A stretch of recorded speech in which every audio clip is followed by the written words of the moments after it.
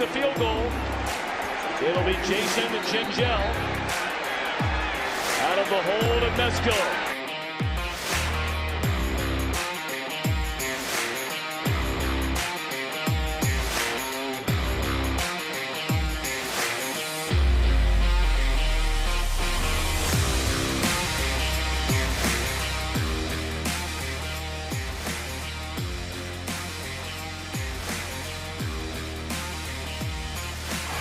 Good snap, good hold, and the kick is blocked.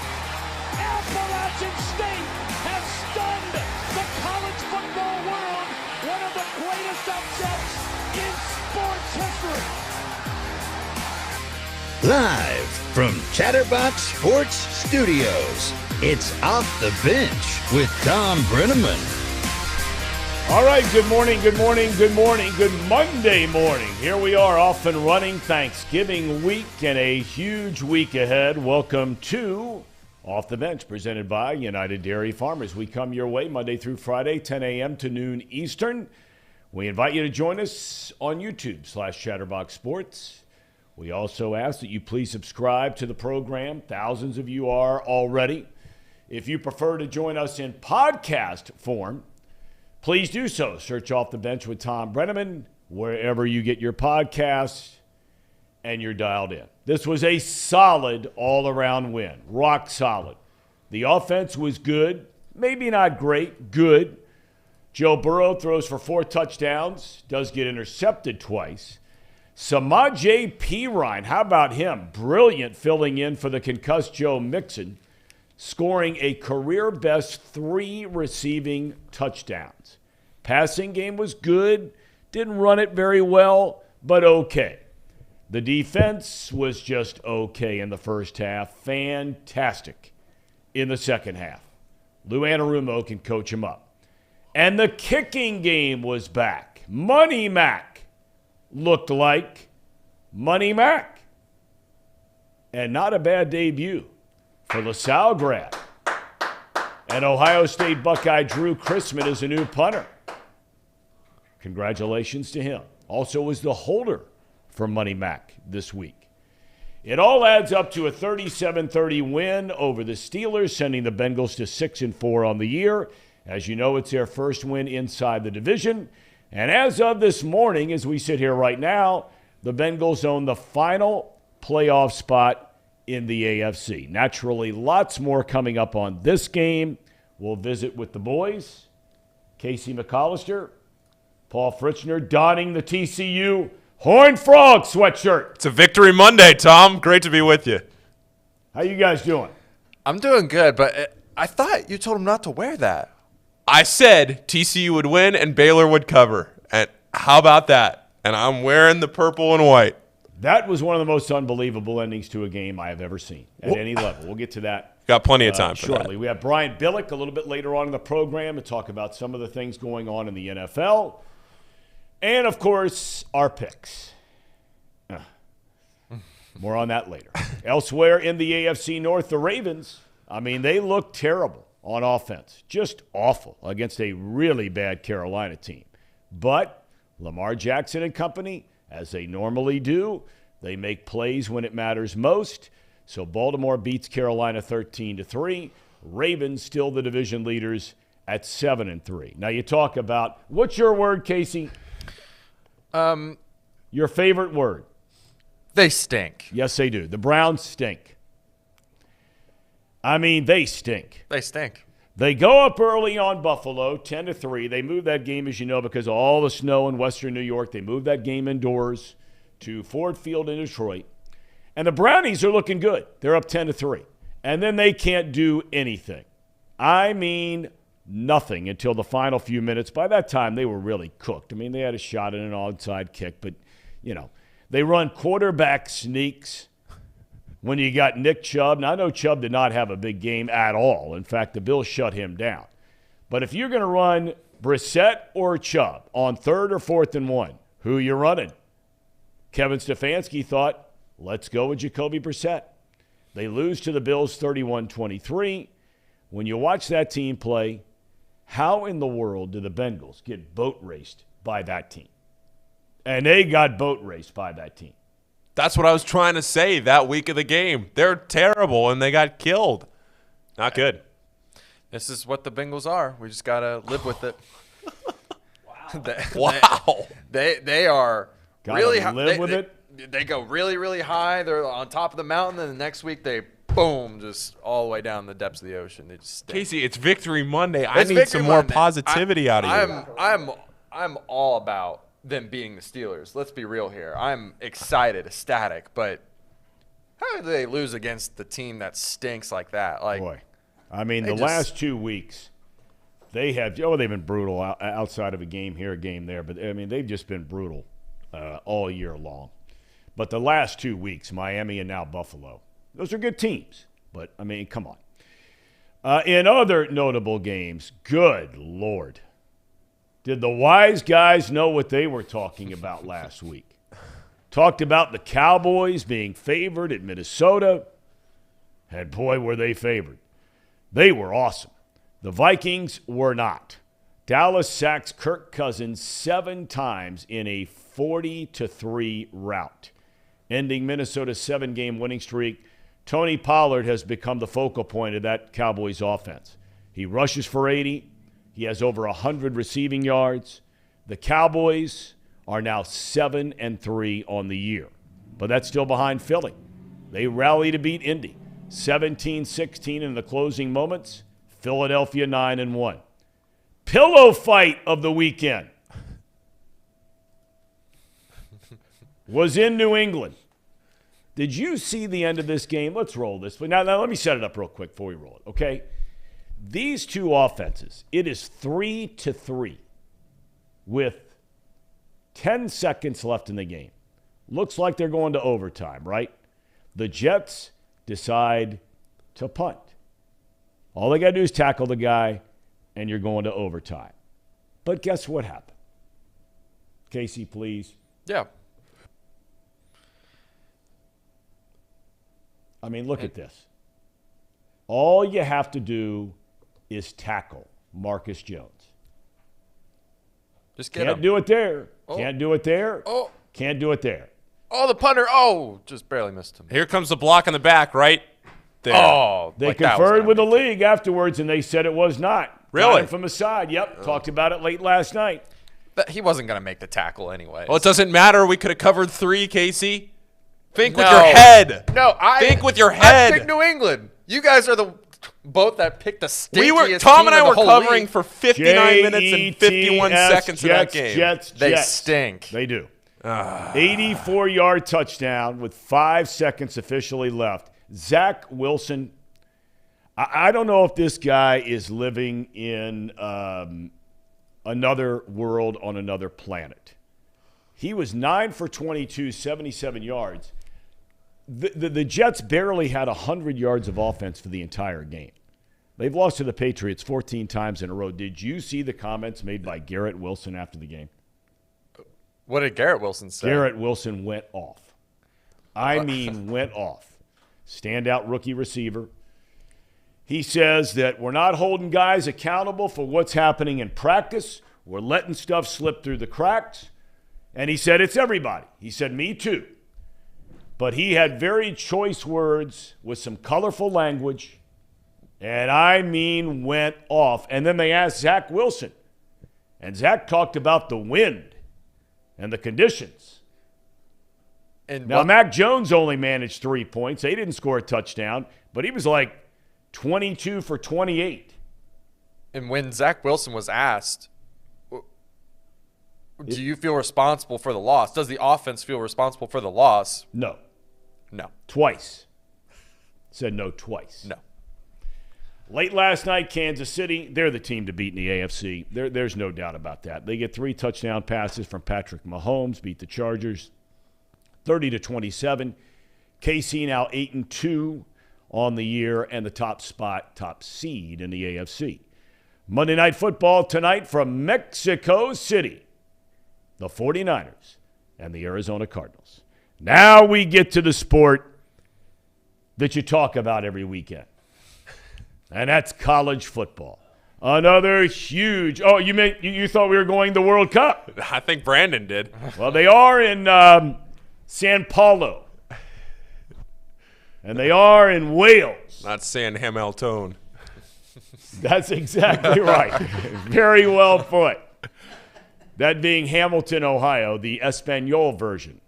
You want to say that again? San Hamilton. Thank you very much. Another huge weekend of college football, playoff implications, and we are down to the final weekend of the regular season this coming Saturday. We start with UC and its bid for a conference championship and what would be the possibility, not guaranteed, of a New Year's Six bowl appearance for what would be a third straight year. The Bearcats rolled over a bad Temple team 23-3. Big story there. The Bearcats lose starting quarterback Ben Bryant to an injury. In fact, he was seen in a walking boot, needing crutches on the sideline. So Wyoming grad Evan Prater took over. He hit 12 out of 17 for 127 yards, ran for another 24. He only led the team to a pair of field goals in an entire half of play. No word yet on who starts the season finale, and it is an enormous game for UC. They play against Tulane. If the Bearcats win, they not only play in the American Conference Championship game against UCF, but because UCF was shocked over the weekend by Navy, if UC can win, it's UC and UCF at Nippert Stadium, a rematch of that game. Number 1, Georgia, slowed down big time by Kentucky's defense. But the Dogs' defense was even better. They hold the Wildcats to less than 300 yards of offense, a sluggish 16-6 win, but a win nonetheless for number 1, Georgia in Lexington. Number 2, Ohio State, shaky in the first half against a good Maryland team. Maryland's got a nice team. I can't believe that team had only lost 3 games all year long. But a star was born in Columbus in the second half. The Buckeyes beat Maryland 43-30 with injuries to star running backs Mayan Williams and Travion Henderson. Freshman Dallin Hayden, we mentioned this young man on this very program 4 or 5 weeks ago, said watch out for this kid. He goes 27 rushes, 146 yards, and 3 second-half touchdowns. And you know what's up next. The game. Can you believe that Cal and Stanford refer to that game as the game? I used to rib Brian Billick all the time about that. The game. Boy, we know what the game is. And that will be in Columbus, Ohio at high noon this Saturday. First time in 15 years, both teams will come rolling in undefeated. That team up north against the mighty Buckeyes. Ohio State ranked number 2. The other team ranked number 3. Michigan barely survives over the weekend. A late second field goal to beat Illinois, 19-17 in Ann Arbor. And how about number 4 TCU? I mean, it is just unbelievable to watch this team every week. Whether you like them, hate them, don't care about them. They're unbelievable to watch. We say it every Monday. They find a way to win games late. But this past weekend was almost beyond belief. If you didn't see it, they're down by 8 points, 6 minutes to go. They rally to beat Baylor on a walk-off field goal, 29-28. You had to see it to believe it. So they score a touchdown. They have to go for 2 to tie the game, and the ball is dropped. Should have been a 2-point conversion to tie it. So Baylor gets a ball back, goes 3 and out. TCU gets a ball, 1:30 to go, no timeouts. They get in field goal range, and I don't know about you, but I'm sitting there with my daughter, who's a TCU gal, home for the holidays. I'm throwing stuff at the television because they're running the ball with no timeouts. And then what every team does, they practice it every single week, countless times, but you rarely have to do it. They run the ball with 25 seconds left. Off goes the offense. In rushes a field goal unit. The kicker's not playing all those silly games of taking a step back and 2 steps to the left and all this sort of nonsense. He just sets up. They snap the ball. They kick the field goal from 40 out and win the game. TCU hosts Iowa State in the season finale Saturday, then on to the Big 12 title game against either Kansas State, who is red hot, or a rematch of last week's game against Texas. But here's where the drama begins. Number 5, Tennessee, goes down to South Carolina and gets absolutely destroyed. 63-38. We knew their defense stunk, but goodness gracious. 600 yards allowed by a team the prior week against Florida that scored 3 points. Very sad footnote in this game, though. Hendon Hooker's had an unbelievable year, the quarterback for Tennessee. He might win the Heisman Trophy, I don't know. But, one of those plays you see in every sport. He goes off the left side, looked like an RPO, decided to hold it, was going to run it, goes to make the cut, and just collapses. And it's a torn ACL. We certainly pray for his good health and a speedy recovery. He's been an amazing story, one of the great stories in college football this year. But Tennessee now with 2 losses out of the playoff race. LSU wins, stays in the hunt, but they have to play Georgia if they win this weekend in the SEC championship game. And in the AP poll anyway, they have been leapfrogged by the Southern California Trojans. Did you see any of that game? Yeah, it was great. It was an awesome game. That was an awesome game. It was.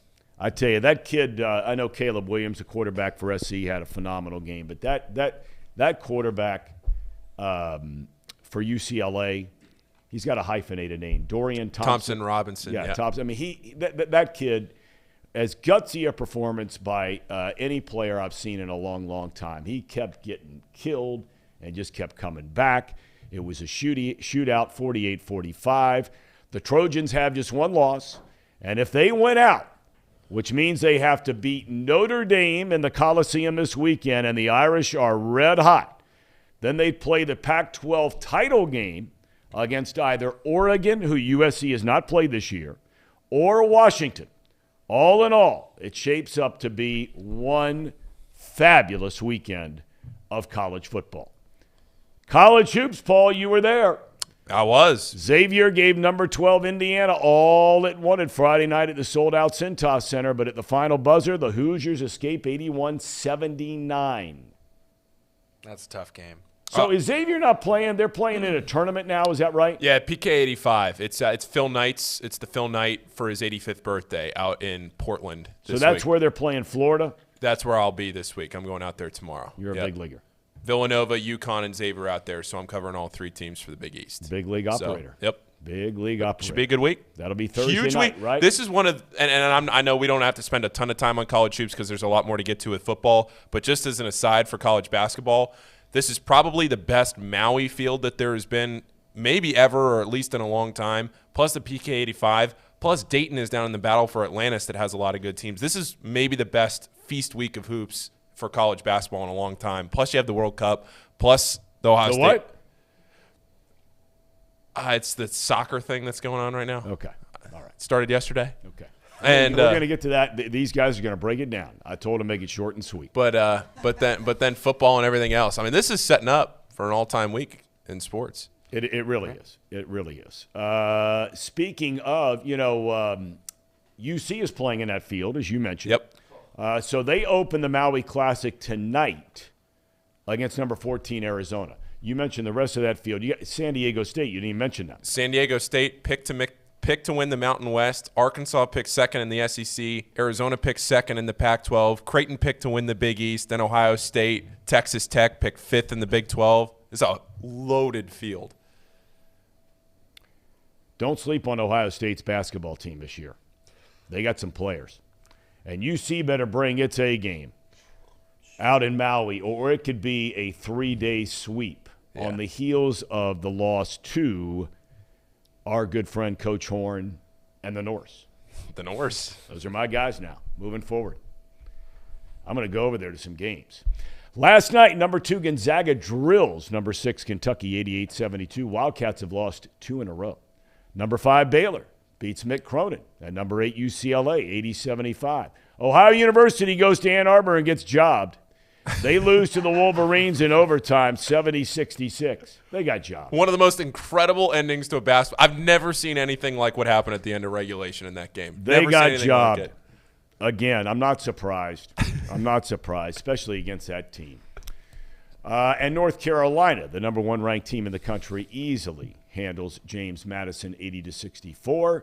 And finally, the U.S. men's national team takes on Wales today, 2 o'clock Eastern, in the team's opening match of the World Cup. Millions upon millions, if not tens of millions, and I don't say that facetiously, I say that seriously, we'll be watching that game. Fox has the coverage to the entire World Cup. So look, before we get to all the football, we got Zim Who coming up. I just got a note from Brian Billick. He's going to be closer to 11:30. So we may have to do the picks at 11 and shift things up here today a little bit. Okay, all that's right? fine. We can do that.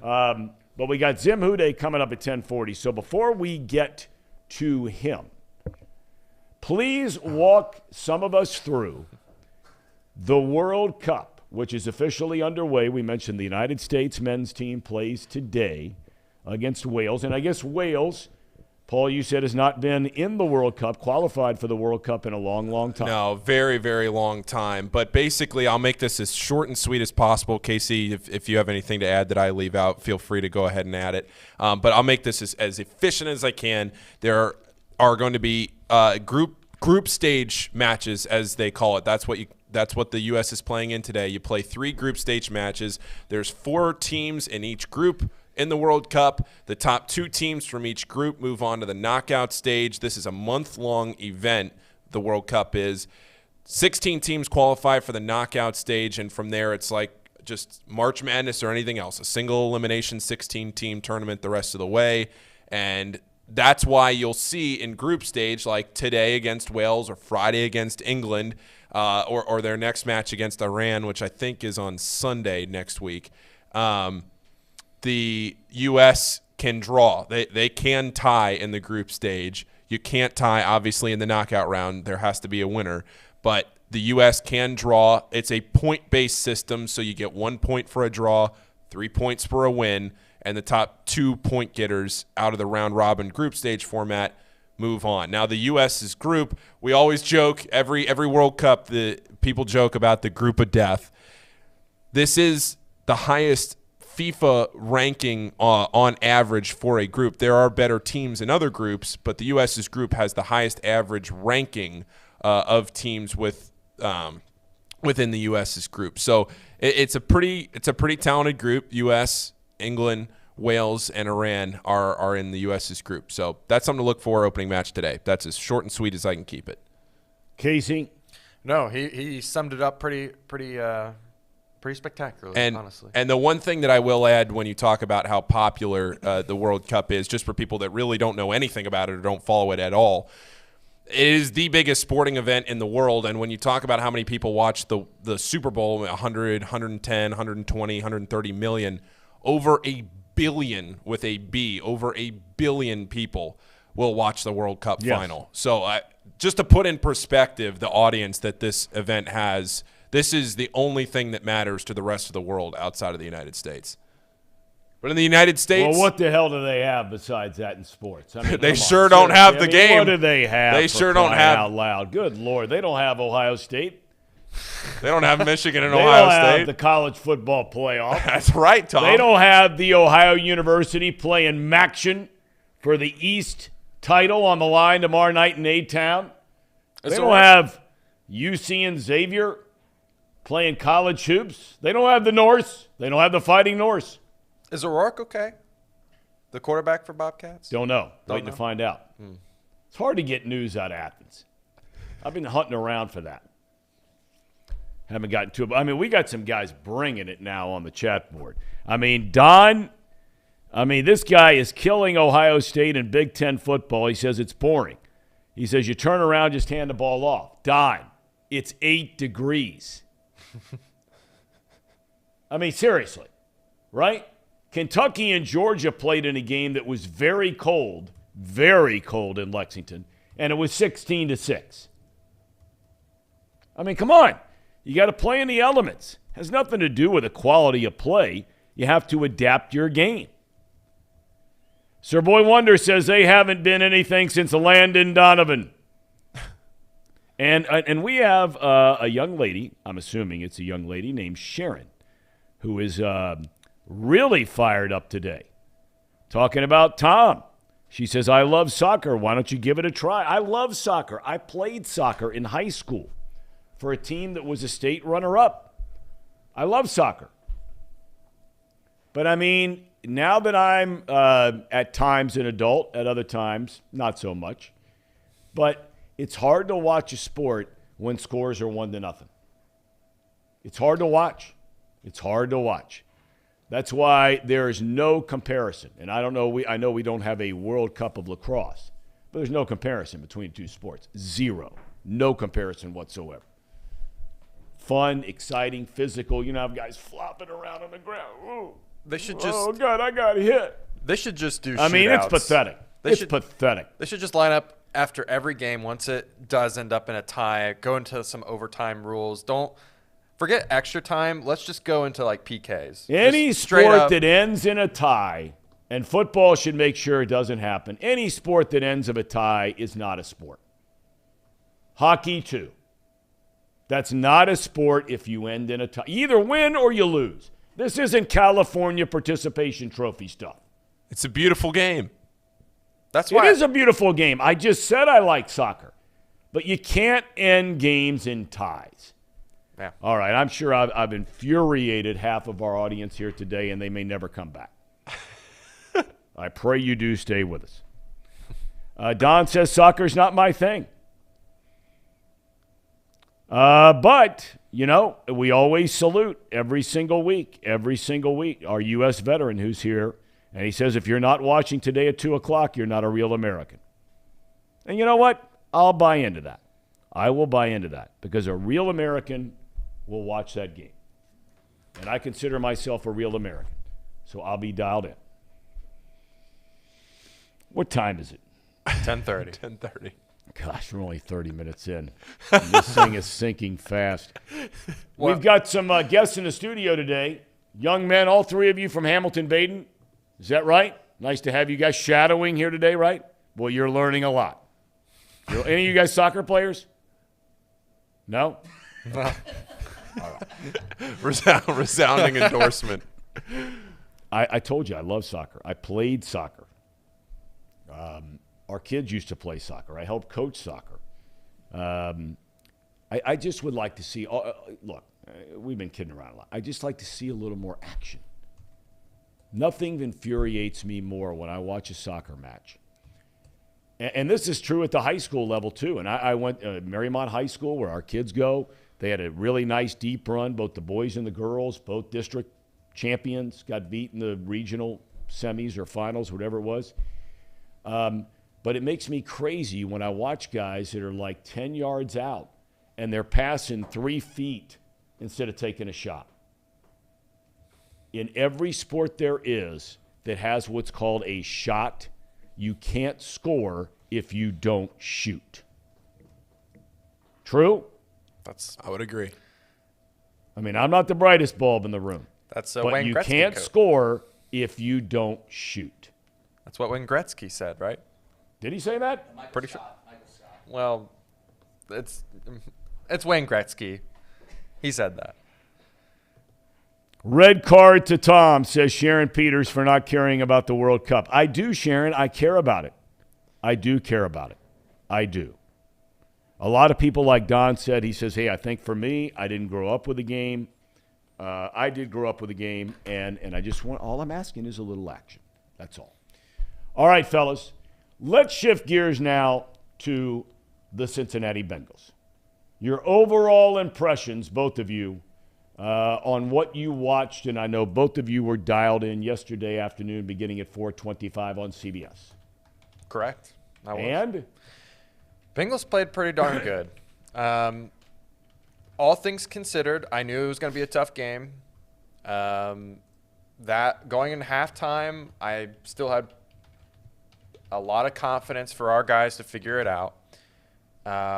I will say that the Steelers look like they might be getting a little bit better. It looks like Pickett isn't making as many mistakes. They've got some game plan that revolves around his skill set that we just weren't quite ready for until going into those halftime adjustments.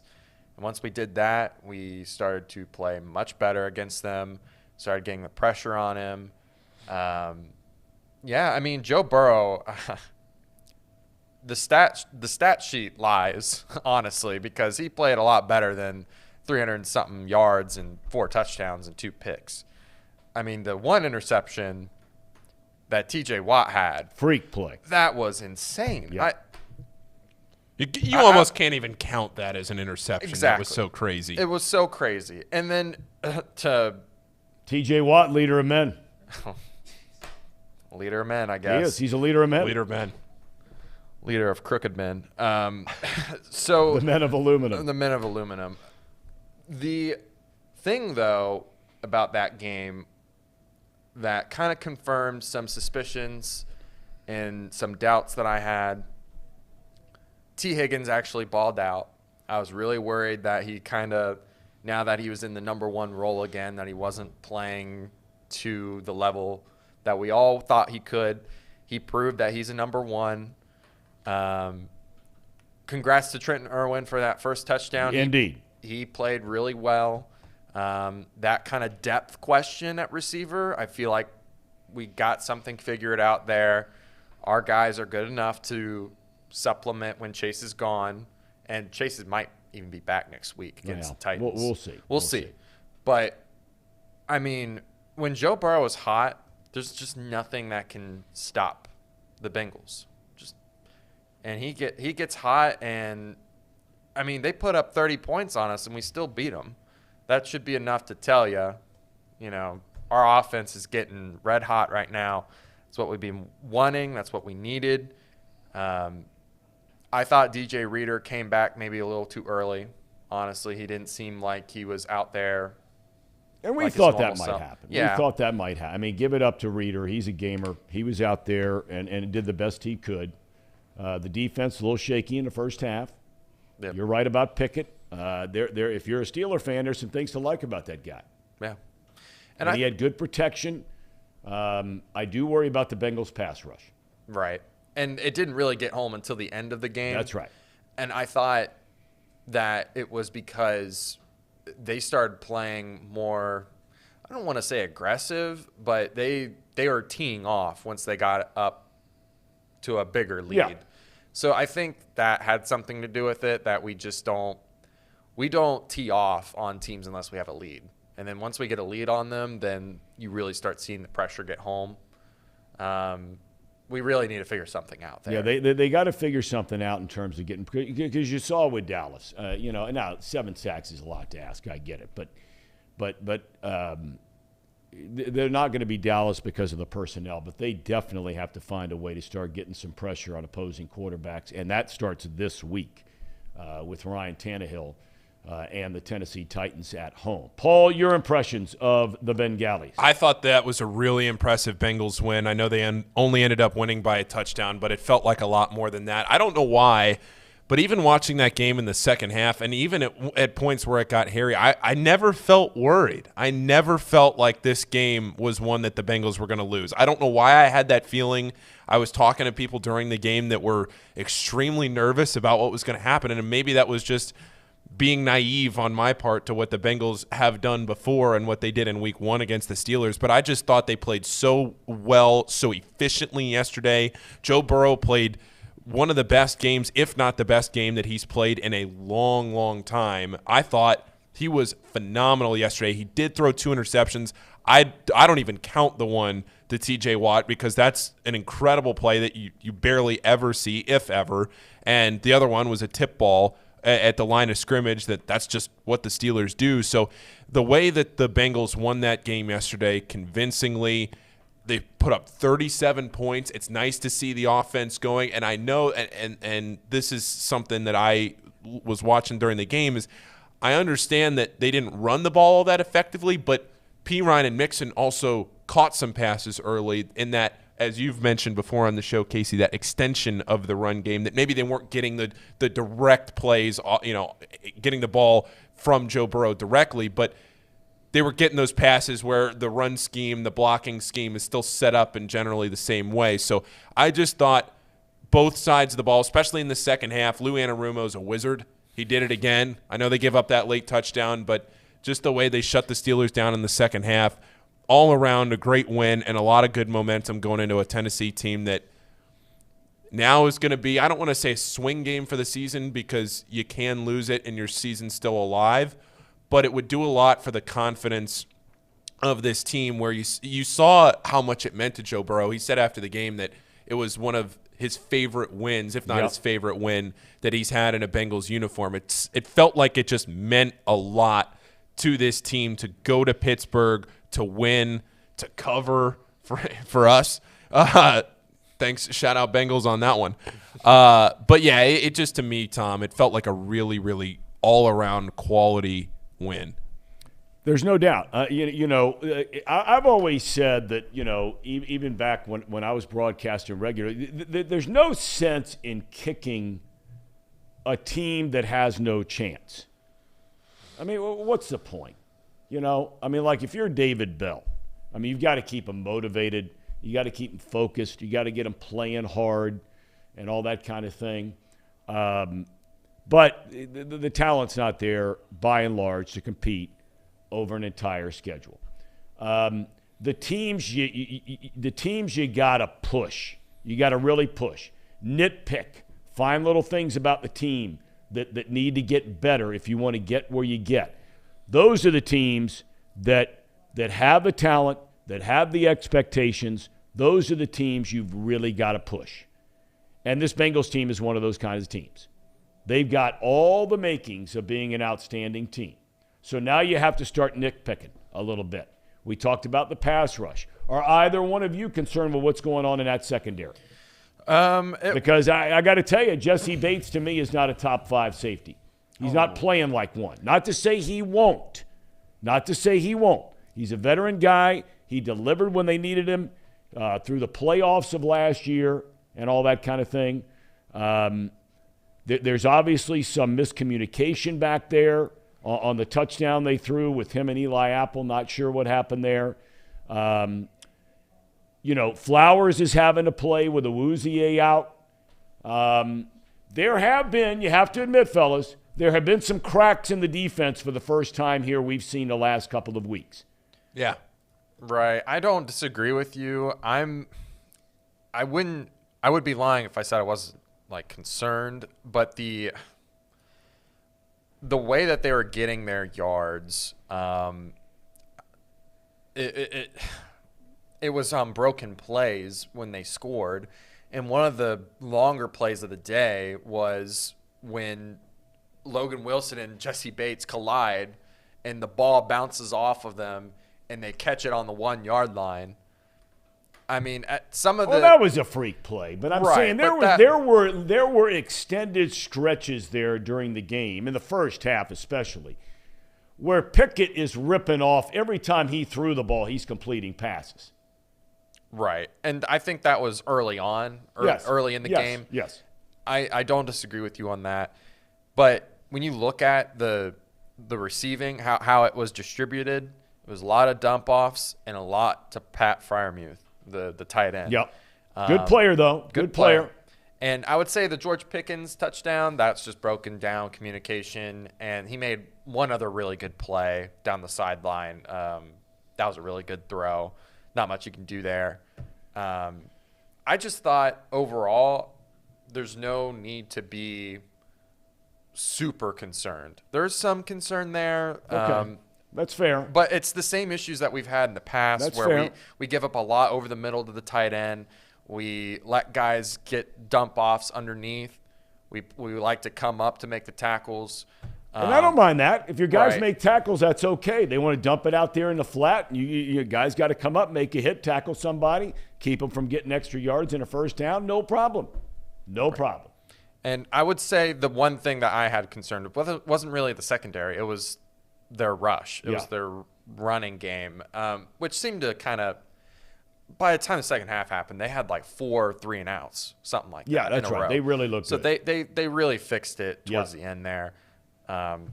So I'm not concerned about this defense. The functionality of it has not changed. They're a second half team.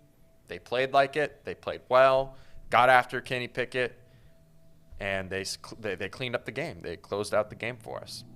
All right, we're going to take a break. We got Zim Who coming up. Is he checked in yet? No, he's not. He's probably out taking care of his koi out there. Woodsy man. It's a real man. Real woodsy Not man. some Brandon Sejo city slicker. It's a real man, Zim Who. We're back with more in a moment. At United Dairy Farmers, we've perfected freshness in our family bakery, where we use only the finest ingredients, like thick, high-quality glazes on our signature donuts, before delivering them fresh from bakery to store every day. UDF, made for you. If your AC or furnace is struggling, turn to the experts at Bartell's Heating and Cooling.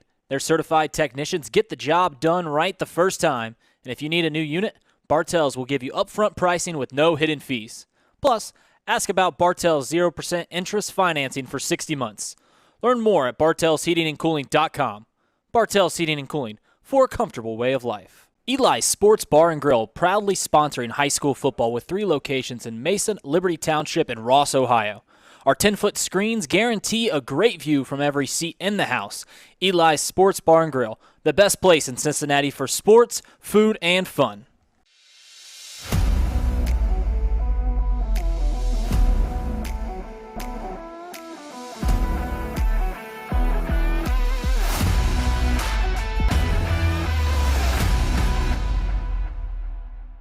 Where can you turn when you're in pain?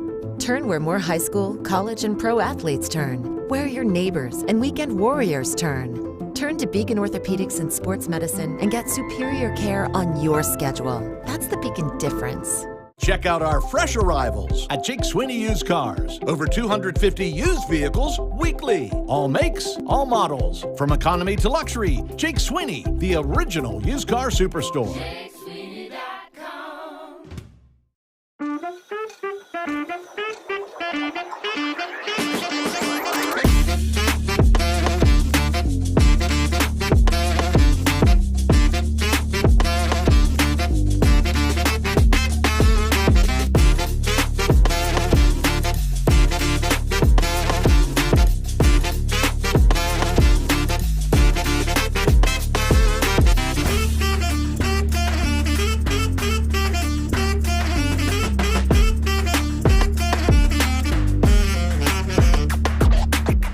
Who is that Trace guy? What? Who is that Trace guy? He's like a legend. We're scared of this guy on Twitter. Trace Have you Fowler? heard about him? Our boss? He's the boss around here, Zim. Hey, this guy has come into our Twitter community and scared the living daylights out of everybody that's in there. He comes in there and talks about these bets, and everybody just shuts up. Nobody talks, and they listen. He scared us, and he single-handedly lost the Browns game for us. He told us that we were going to lose the Browns game by a lot of points, and everybody got scared, and the energy was different. I don't want this guy coming back and talking. Trace is going to come back and start talking about, the Bengals going to lose, and everybody's just like, even me. I was like, who is this guy? And then he just leaves like the Grim Reaper. And then we were just sitting there, we were just talking about chili after that. Nobody even wanted to talk about football. This guy Trace is a demon. I don't know who this guy is. He's get him away from me. I don't know who he is. He was like, hey, Zim, it is me, Trace. And he came out of nowhere. And I was like, what? Who is it? 20 minutes just assassinated everybody's heart and their soul, took it out their chest. Those were the words from our main man, Zim Who. Beating up our boss around here at Chatterbox Sports, Trace Fowler. So I know he's still celebrating right there in the outskirts of D.C., our main man. Zim, welcome back, my man. Your thoughts of the Bengalis yesterday. Welcome to the winner's circle with me, Tom. I told her, my wife hit me. She just saw me. I just saw her. She was like, I said, I'm going to be a little loud. She was like, all right, you going on with Tom? I'm like, yeah. We're here. She was like, you told Tom that we were going to win the game, right? I was like, you're damn tootin'. I'm going to tell you, it was a great night. It was a great night. I just walked to somebody and said, it's the wintertime. What you got the bucket hat on? I said, the sun is shining on my ass today. I can't block these damn sun rays. It's going crazy out here, Tom. Are you having the same problem? I am having the same problem, Zim. I was watching with my main man, Lukey, yesterday. We were talking about you. I said, Zim's going to be fired up. Now look, you finally, for the first time, I have to tell you, it's the first time you've brought some energy in life in a while. You've been a little down in the dumps lately. You're not your normal Zim Who day lately, and now you're back. I'm back, man. I feel good. It's one thing, maybe I'm like a Ocho Cinco baby or something like that. You got to be able to back up the play. If you're going to talk that talk, you got to walk that walk. So sometimes, you can't be as boisterous or whatever, or your voice you just sound like a complete psychopath. Y'all showing that clip of me like a week ago. I didn't realize how crazy I look, but that was awesome. Trace, I'm so glad the Grim Reaper didn't come in our Twitter spaces. We were all scared. We were like, if he comes, then it's bad news. He didn't come. So we were like, clearly we're going to win. But, man, I'm really happy for the team. You were able – and I think that was my point last week, is that you got to stop paying attention to so much on what everybody else is doing. And if you pay attention to what they're telling you, they're saying Joe Burrow can't do it without Jamar Chase. Joe Burrow can't do it without Joe Mixon. Who bailed him out last night, Tom? Was it Trent Irwin? Was it P. Ryan? Like, they told me he was a Jamar Chase merchant, but I'm just like, no, he's a really good quarterback. And is he perfect? No. But it's a really good team behind him. I thought the game plan was excellent. I came in saying that the only way they could win this game is a balanced attack. And credit my boy Ace, my man Ace Boogie. He told me, he said, man, I'm looking at that secondary, man. It looks super shaky. But I was like, you don't want to just throw the ball too many times and give T.J. Watt and company a chance. But Jonah Williams playing the best game all year. That was his best game. That last drive was magic. Yep. Chef kiss. Like, that's the stuff that champions are made of. What did you just say? What is that? A chef's kiss. It was like mwah, one of those. Is that what you mean? 4-4, Tom. He was on fire. Like, I mean, it's NBA Jam. It's real. All of these different things. And it's just, that's how I judge sports. Like, what do you do on the line? Yep. Like, I think I you agree. look at your career. Yeah. People are witnessing the legend Thom Brennaman right here in front of you today based There's on no doubt. What did he do? What did he do when his back was against the wall? What did he do in the biggest moments of his life? And that's how we define legends, and that's how we define the sport of football. You don't go to a box score for Joe Montana. You go to those clutch moments, Taylor in the back of the end zone, that type of stuff. That's what it's all about for me. 4 for 4. All right. Let me ask you first of all, because we know that you are personally tight with Joe Mixon. Now, my son showed me this thing, which I had never seen before after the game. I guess, I don't know if the Bengals are the only team or every NFL team does it, where they go live on Instagram from the locker room and they're all dancing around, right? Mixon, he looked like you actually looked a lot like me out on the dance floor, truth be told. Does that mean that he's okay? Talked to my boy last night. We good to go. We're locked and loaded. Talked to my boy Chris Evans as well too. I think we're locked and loaded. This is what we're ready to go. We're ready to go. I'm ready to make a push. Joe's good. Joe Mixon is good to go. He's playing Sunday. Book it. There we go. One of the things I really like about Mixon, and I always say, and I know he probably doesn't like it, but I don't know if anybody likes it. Look, there were so many questions about this guy coming out of college, not as a player, but as a man. He has handled himself, I think, flawlessly in this community, in his locker room.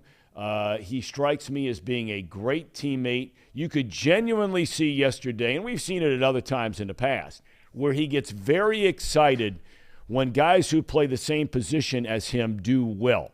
And he was really excited for P. Ryan after the game last night. I think that says a lot about Joe Mixon. I'm gonna tell you too. I told you this one time before, and the thing that killed me, and it's, I'm not here to like trash any Bengals fans that thought he was done, but I talked to a couple of guys after that Browns game. Nobody took that game harder than Joe Mixon, bro.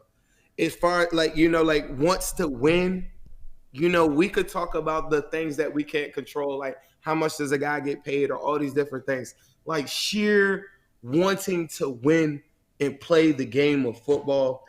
Nobody works harder that I've ever been cooler with, like maybe I guess AJ Green, that's my homie too.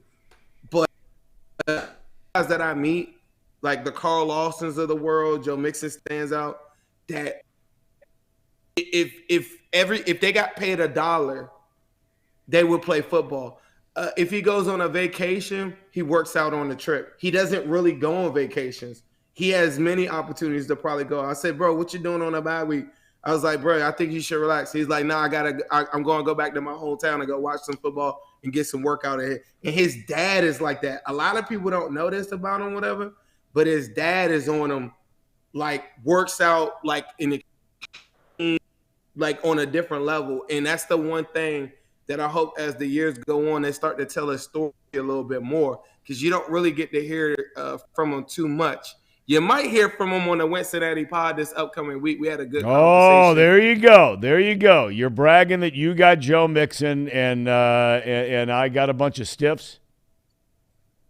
You got all the guys. Like, you could get whatever. You could get whoever you want, man. I'm telling but you right now. Are you saying you're having, you and our buddy Ace Boogie, you're having Joe Mixon on the podcast this week?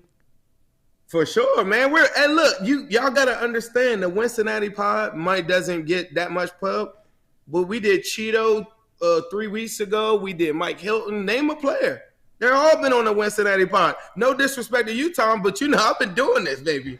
You know what I'm saying? I ain't new to the game. I'm just true to it. You know what I'm talking about? I know what you mean. So Joe, he'll come on this week. We got to wait for, you got to pick. You know how this goes. It's timing.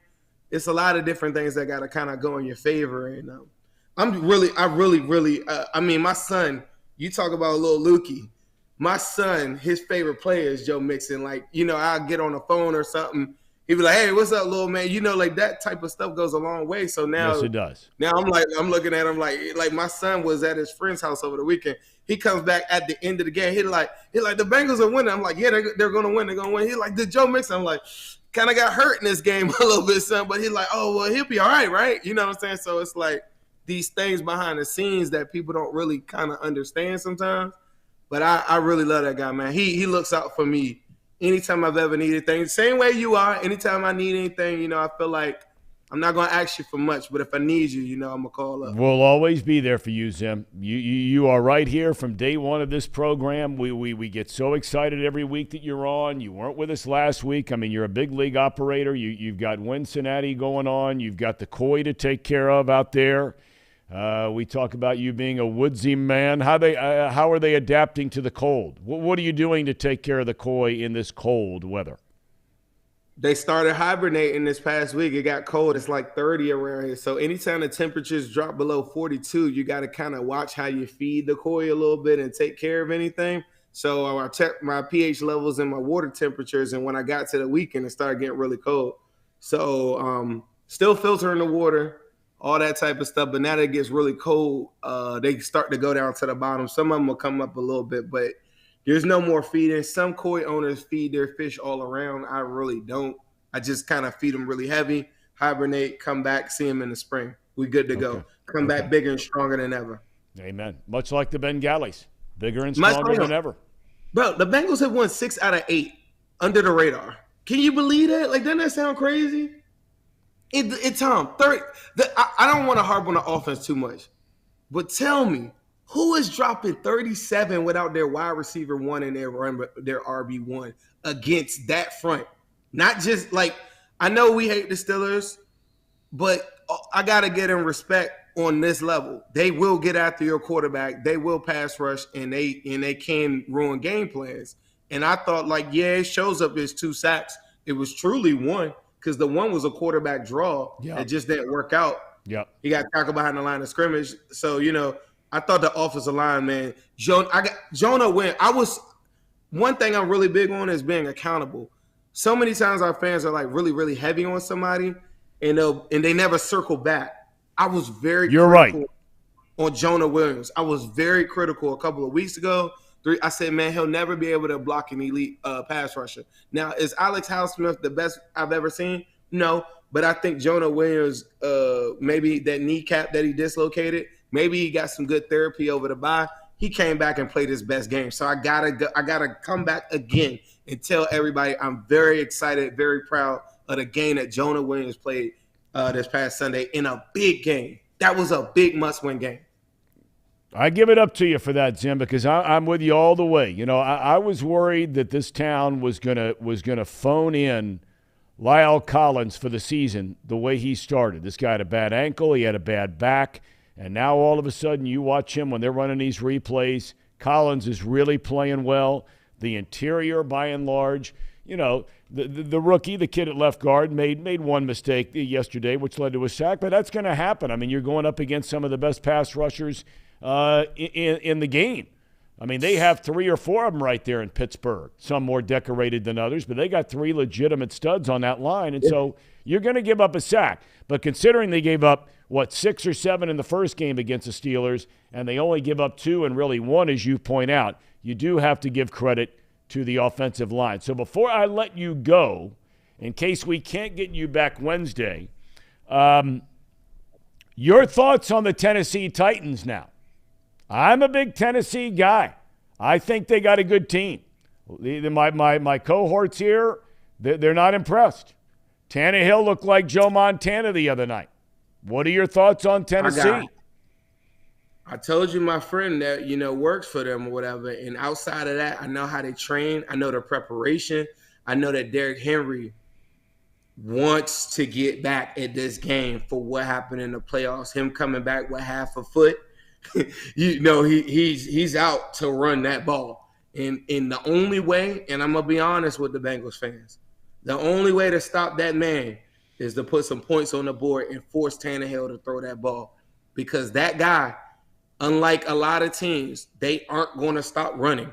If he got 25 carries, they're like, give him 10, 15 more. He might walk out of that game. If the game is close, he will wear on you. They're physical. The emergence of Treylon Burks last week in the play action that they're working off of it because you're allocating so many guys into the box. It is a team that I am not playing around with. You talk about Joe Burrow, 9 sacks in that game, 13 quarterback knockdowns, one of the more heroic efforts you'll ever see from the quarterback position. But it's a game that left them black and blue, and it's a game that we got out of there. Even though they said that our Skyline chili sucked, I didn't like that. But we're going to come back and we're going to shove that chili right in their damn face, Tom.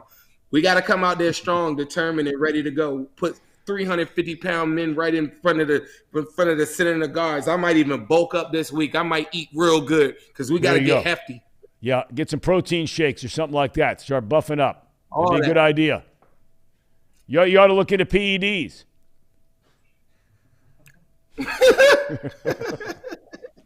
I don't know about that. I don't know. I got a lot of energy. I'm the last person that needs like another. I hear you. Zim, you're on it. I mean, you're in it. I mean, our show blows up when you show up. So we're grateful to have you. We'll see if we get you back Wednesday or not. We got Urban Meyer on Wednesday for the big Ohio State-Michigan game coming up Wednesday. So we wish you an early happy Thanksgiving, my man. Right? What's that? You're going to OSU, right? Oh, absolutely. Aren't you? Yeah. Well, check this out. I'm not a big college football guy. I'm in my Bengali friends. Right. Told me about the greatness of OSU. So now they're calling me Big Brutus. So nice. Me, Big Brutus, I'm coming out there to the shoe, and I'm going to stomp a mud hole in them boys. You better tell those guys to get ready on our side, because for this year, I was a free agent in college fandom or whatever, and here I am, Big Brutus, coming to the shoe to lay him down and put him in the dirt, just like I did T.J. Watt last night. I hope T.J. Watt likes eating grass because I fed him like a mule when Lyle Collins was laying on his back. We like pancakes, and I put syrup on that boy. I fed that man. Put syrup on him. That's what we doing. We're pancaking the league this year, baby. Let's go. That's Zim Who Day. I mean, does it get any better than that guy? Look at him. That's a real fan. It's a real man. I love that guy. He texts me all the time on the weekends. Tom, we got to get it going. We got to get fired up. That's my kind of guy. He's got the passion. And he's smart. Yeah, that's the biggest thing is that sometimes you see these guys, these super fans that have podcasts, and then all of a sudden they just start yelling, and sometimes they don't know what they're talking about. But Zim is the perfect mix of somebody that knows exactly what he's talking about and can channel the energy and the emotion and the passion into one spot and do it the right way. He's the man. He's a man. Cyril Boy Wonder says, I'm voting for Zim in 2024. There it is. Just a matter of when he's going to form his pack and start raising money. When is he going to be ruler of the jungle? You know what? That is a great question. He should be ruler of the jungle. Yeah, him and Ace. Ace. And if there are more people that don't know about Zim, he's got his Cincinnati podcast. We had his partner in crime. Great dude, too. Much more cerebral is Ace Boogie. But he knows his stuff. Cincinnati. I was on that podcast a couple weeks ago. It's a big league show. All right, when we come back, since we're having Brian Billick a little bit later on today, we're going to stumble through our picks. Although Casey was walking around like a peacock today, that he made up some ground. We're going to walk through those picks. And you have an updated stink list. Did I see that pop up on the preview screen over there? I do. Got an updated stink list. You're going to love this one, Tom. Let's just go right to it. Let's go. All right, let's go to let's hold on the stink list until after the picks. Okay. So let's go. Let's circulate. Are you ready, Paul, Yep. for the picks? Yep. All right, let's go. Here we go. Big weekend, college and pro. Is this going into the weekend? Or we is this did. We up did to- the okay. same thing. All right, okay.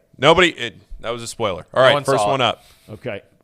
We all take Michigan, and they don't cover. Nope. So I nobody almost lost wins. that game. You know what? I kicked myself because I thought Illinois had a fighting chance. Not to win, but to cover. I don't pick them. That's the story of my year. Fighting Illinois. You guys go with Baylor. Cover. We covered. That's a dub. That was a win all around. That was another good game. Oh, that's right. It's a win all around. TCU win and a Baylor That's cover. right. That's right. Attaboy, Paul. Attaboy, Paul. All right, UC Temple. There you go, Tom. That's the first time UC's covered all year, I think. They got a huge game this week. I saw where Tulane put up, 52 on SMU over the weekend. Yeah. Tulane's got a good team. That's do. not a They're layup. ranked. That's not a layup. And we don't know if Evan Prater's starting or whether Ben Bryant's coming back. All right. Trojans. We all win. Trojans cover. We like that. Get a Pac-12 team in the playoffs. How about this? Look at that. How about that? Leader of men, Mike Stoops. Is that his name, Mike Stoops? Mark. Yeah. Mark Stoops. Mark Stoops. His brother's Mike Stoops, right? Probably. Bob? Is that his dad? Bob and Mike. Not his dad. Good Lord, his dad. He's got a brother, Mike, that was a head coach in college football, and his brother, Bob, and then Mark. They're Northeast Ohio guys. Ohio, man. Youngstown. All right. Kentucky covers. And by the way, I was asking Trace, who's a big Georgia guy, about this Levis guy. I don't know if he's everything everybody thinks. I don't know. I don't want to say he's not because I don't know. But, maybe he just doesn't have players around him that can handle players like Georgia. The talent level clearly, I'm not telling anybody anything they don't know. All right, what was it? The Tennessee thing. I just feel so bad for Hooker. I just feel awful for this kid. What is he, like 24, 25 years old? He's transferred a couple. They say he's a great kid. He's had a phenomenal year. He might win the Heisman, but he tears his ACL. Wasn't even a contact play. Stuck his foot in the ground, and now he's finished for the year.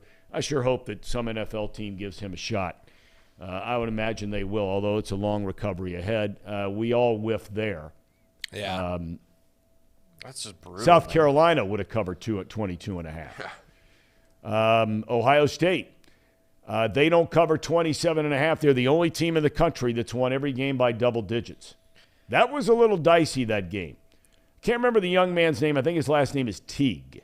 He is a new beat writer this season for The Athletic covering Ohio State. He's been saying for weeks the game that worried him the most was the Maryland game because of the matchup, and it was a good game. And to his younger brother's pretty good. And we should have known better than to bet on OSU, and they played such a good game against Michigan. And that, we should have known better than this. Who? What? Didn't Maryland play Michigan? Oh. And they played well against yes. Michigan. We should have known better than to. You're right. You're right. They could have beaten Michigan in that game. Yeah. All right. It's been Michigan's toughest game this year until last Saturday. All right, now we're on to the pros. Yep, I'm the only dummy. They stink, Tom. They do. I'll never do it again. I'm the only Famous one. last words. I'm the only one of this group that's stuck with my guns with the Browns stink. You picked the Browns. You picked the Browns last week. What are we doing here, fellas? We knew this. We just – I don't know. They stink. They're bad. They're bad. Carolina and Baltimore. Panthers stink, too. All lose. Yeah, all lose. I don't think the Ravens are that good. I really don't. I think they're good.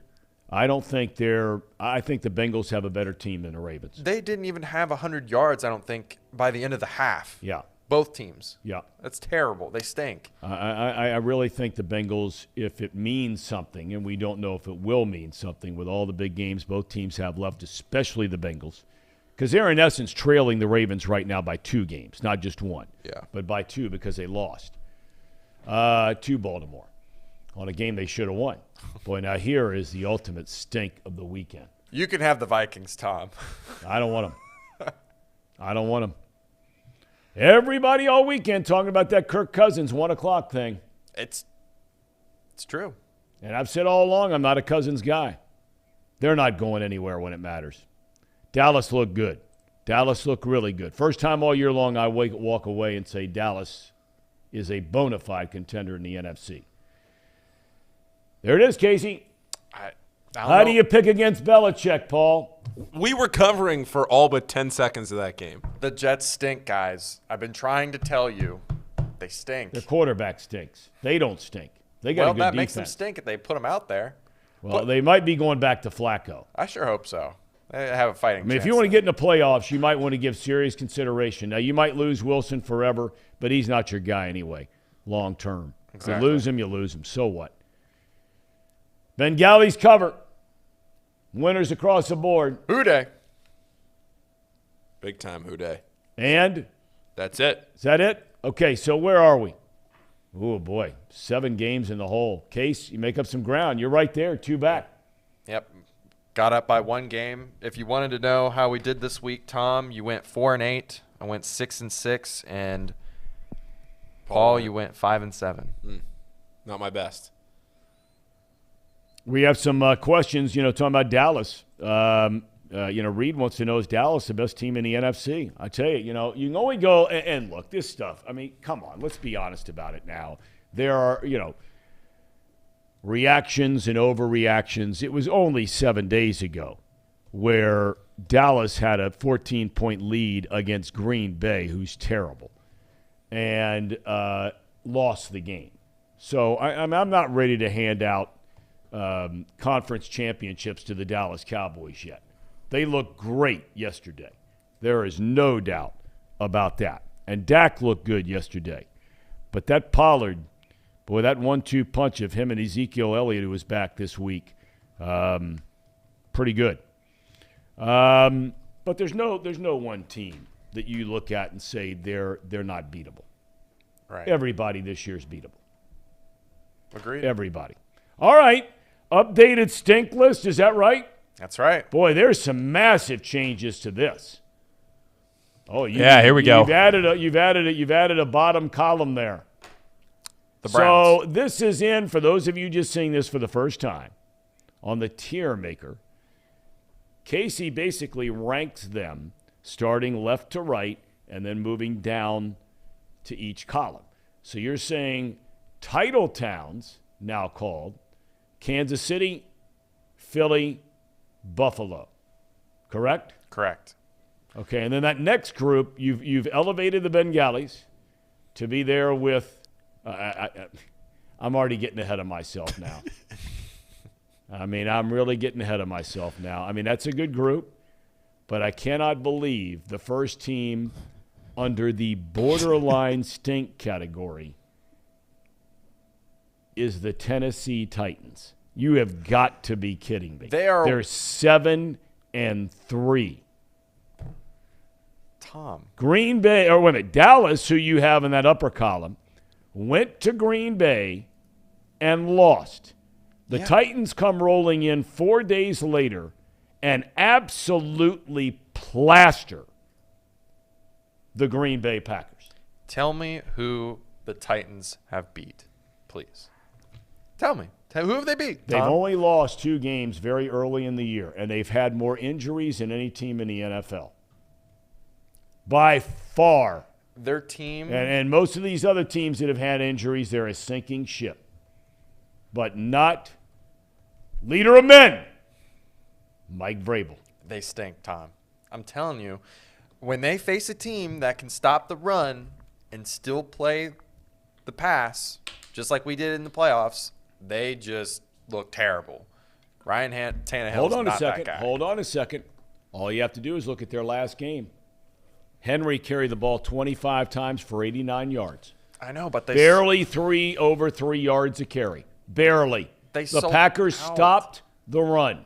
They sold out to stop the run. They put 9 in the box. And then what happened?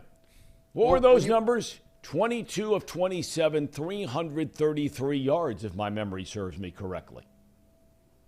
That's right. Ryan Tannehill. Against a 4-7 now Packer team? The same team that beat the Cowboys.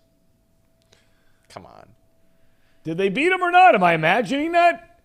No, you didn't imagine that. And you have them in the category above. Paul, your reaction to this list? The other new category down there at the bottom is, it's just called the Browns, joined by the Panthers. Those are teams that are just miserable that won't figure it out this year at all. Don says Green Bay should be down there. At the Browns level? That's what he says. The Packers should at least be in stink, if not in the Browns. They're one game. I'm just holding on to faith, guys. I can't. I don't. I'll give you that. I'll give you that. It's unexplainable. I just feel like they will win a few more games before they drop down to stink. All right. I cannot believe Sir Boy Wonder says that Ryan Tannehill is not good. Sir Boy Wonder, I respect your opinion. I'm not saying he's great. How do you say he's not good? They go to the playoffs every year. Every year. They're the only team in the NFL, which we talked about last week. For each of the last 3 years, they're the only team in the National Football League to go 7-3 to start a season. And the last time I checked, even though they spit it up against the Bengals, and he spit it up against the Bengals, they were the number 1 seed in the AFC last year. And they're 1 game removed from being the number 1 seed this year. I agree. They are. And you have them as borderline stink? Yeah, I do. Paul, any other issues you have with this list? No, I don't really have too many issues. I could go on about some things, but we've mostly covered everything that I've thought of with this list. I just think that the Titans got to be better than they are, Casey. They're the 10th best team on that list. Casey. Look at it. They are literally the 10th best team. Yeah, but you can list. at least move them up for the optics to the good category. That's right. Not when I know. You can call them the 10th best team and put them behind the Vikings and put them in the borderline. Yeah, how do you have the Vikings ahead of the Titans? And how do you – You talk about a team they got the 1 game against Buffalo, and again, I know we're talking reactions and overreactions here. But, how in the world can you put the Minnesota Vikings, after that performance yesterday, how can you put them ahead of the Tennessee Titans? I'm not going to overreact.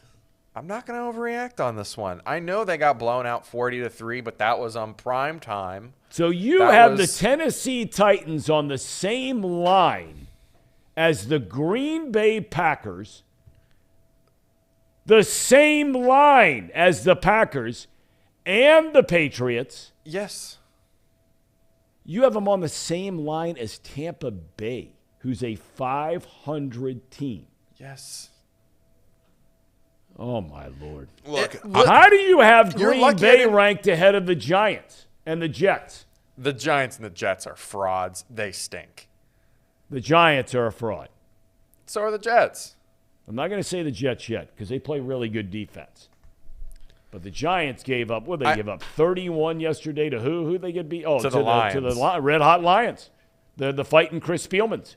But until they make a quarterback change, I'm not moving the Jets away from stink because management, if they continue to start Wilson when they have a playoff season in grasp, in reach, that means they really stink. Like, come on. Are we sure the Bills are title towns? I mean, I would, but I'm fine with it. I debated putting Miami up there and putting Dallas back up there again. I think I was a bit too reactionary putting them down and borderline good.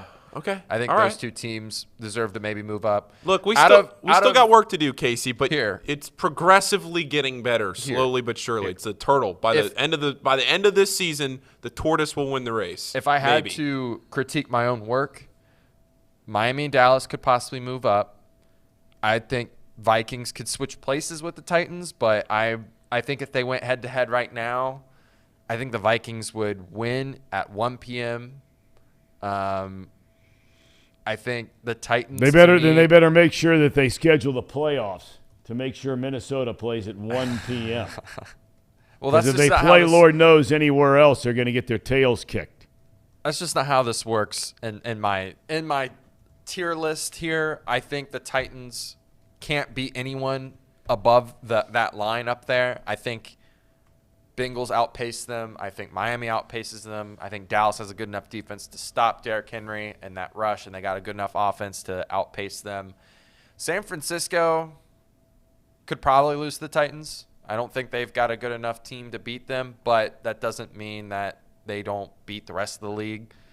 But yeah, I mean, like if you guys, the one thing is the Titans, I can agree with you that they might be on the borderline good line. Okay. But we'll know a lot more when they play against the Bengals. Which, by the way, Vegas has come out with an early line in that game. The Bengals are a 1-point favorite at the open. 1? 1. So it's basically a pick 'em. Yeah. So it's technically actually, when you think about it, the home team gets 3 points. That's right. So they actually like the Titans in this. So what are your thoughts, Paul? Is there any way to see early action on that game? Yeah. I can look it up right now.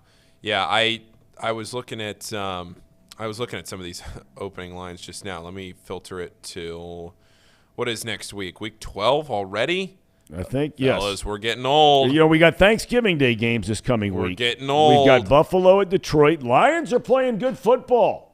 Yeah. They're playing really good football right now. I mean, they're showing a toughness about that team we've not seen in years. You got the Giants and the Cowboys. That will be a massacre. And then a really good game. Unfortunately, it doesn't start at 1 o'clock on Thanksgiving.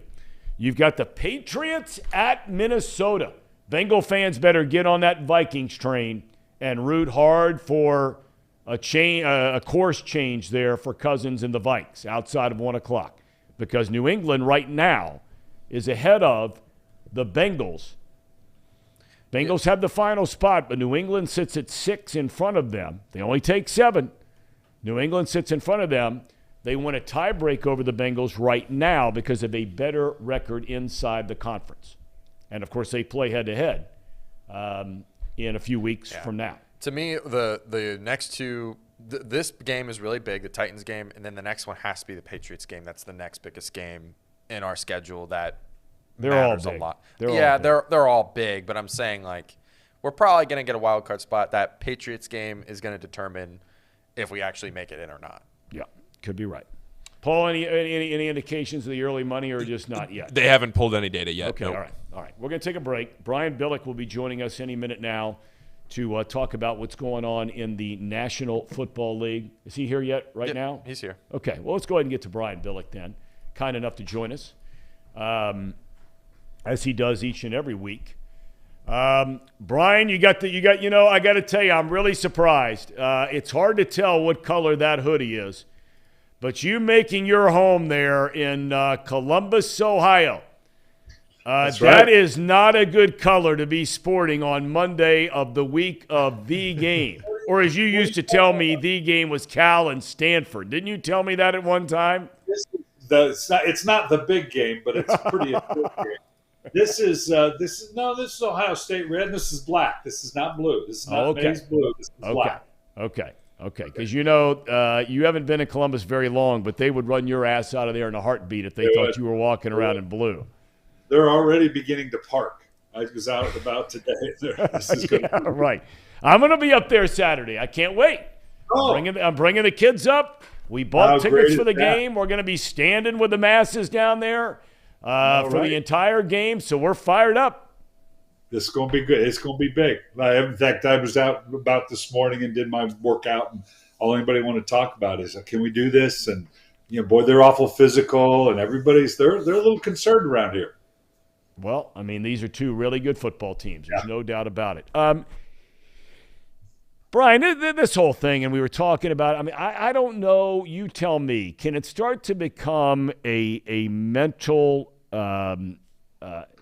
whatever word you want to use, a hang-up for this whole Kirk Cousins saying at 1 o'clock? Because, look, I know Dallas really played well, but there's so much data that backs up the way Cousins plays at 1 o'clock Eastern compared to all the other times that he plays, and not all that was on his fault. He got sacked 7 times.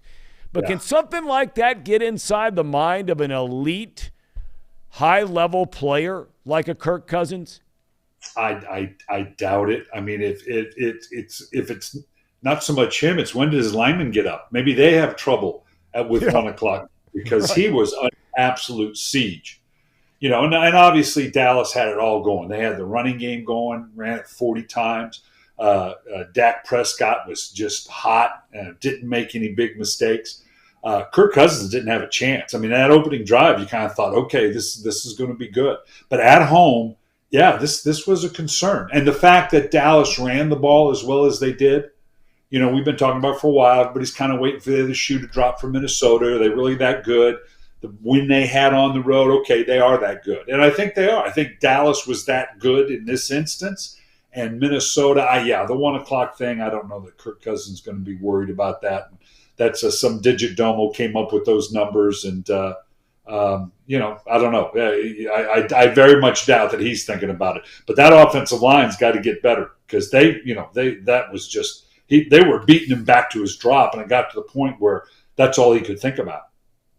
The comments made, I don't know if you saw them or heard them, by Garrett Wilson, the rookie wide receiver of the New York Jets, after their game yesterday where they managed a total of 3 points. Zach Wilson really struggled, to say the least, 9 of 22.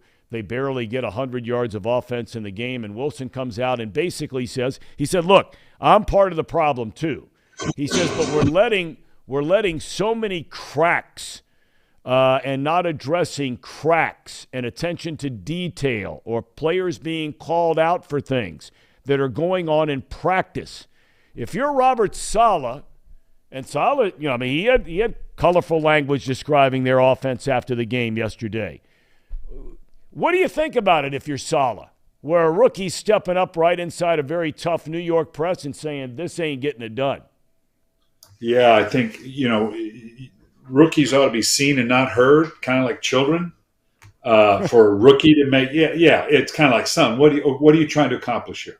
Yeah, you call them in and going, what is it you think you're doing in doing this? Like I said, it's the classic, player mentality of I confess he did it. Up to this point, they've been playing. What's the comment we've been making about the Jets? They're playing well enough. They don't beat themselves. Kind of said the same thing about Minnesota. They're a team right now, particularly under Robert Saleh. They're a team that's not beating themselves. Now, how good are they? And can Wilson really, step it up? And once they get into the playoffs, but for me, that's not for a rookie to stand up and make those kind of comments, particularly in New York, is yeah, I'd sit down and have a long talk with the young man. When you look at the Bengals game yesterday, I thought it was their most complete game of the year against a decent team. The Steelers aren't great, and Kenny Pickett's a rookie quarterback, but they do have a good defensive team. And, they had to play through some injuries, and they put 37 on the board against the Steelers. I don't know how much you saw of the Bengals game yesterday. What were your impressions of them if you did indeed see it? Yeah, very, very. And again, you know me, I always put a great deal of emphasis on the ability to win on the road, particularly in an atmosphere like, Cincinnati and the history with Pittsburgh and going on the road to Pittsburgh and to put up 400 yards of offense and to play. And again, they were very, very balanced. I like the way, the approach. And they lost Joe Mixon, which tells you something. That they were able to, they stayed with it is what the point I'm making. Even though they didn't run the ball particularly well, they didn't just abandon it altogether.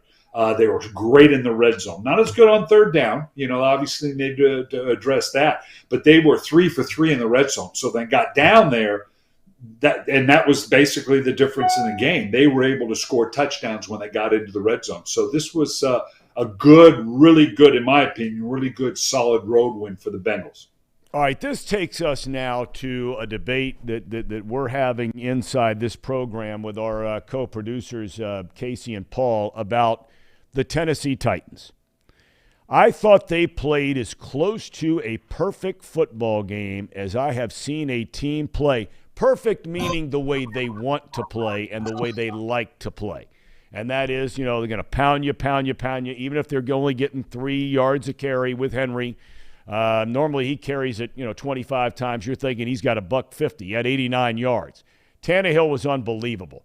I think I think they're a very intriguing team with all the injuries they've had this year, they being Tennessee. What are your thoughts on Tannehill? Well, he's a great story because, we've long talked about when he was in Miami and, okay, this is another first-round bust.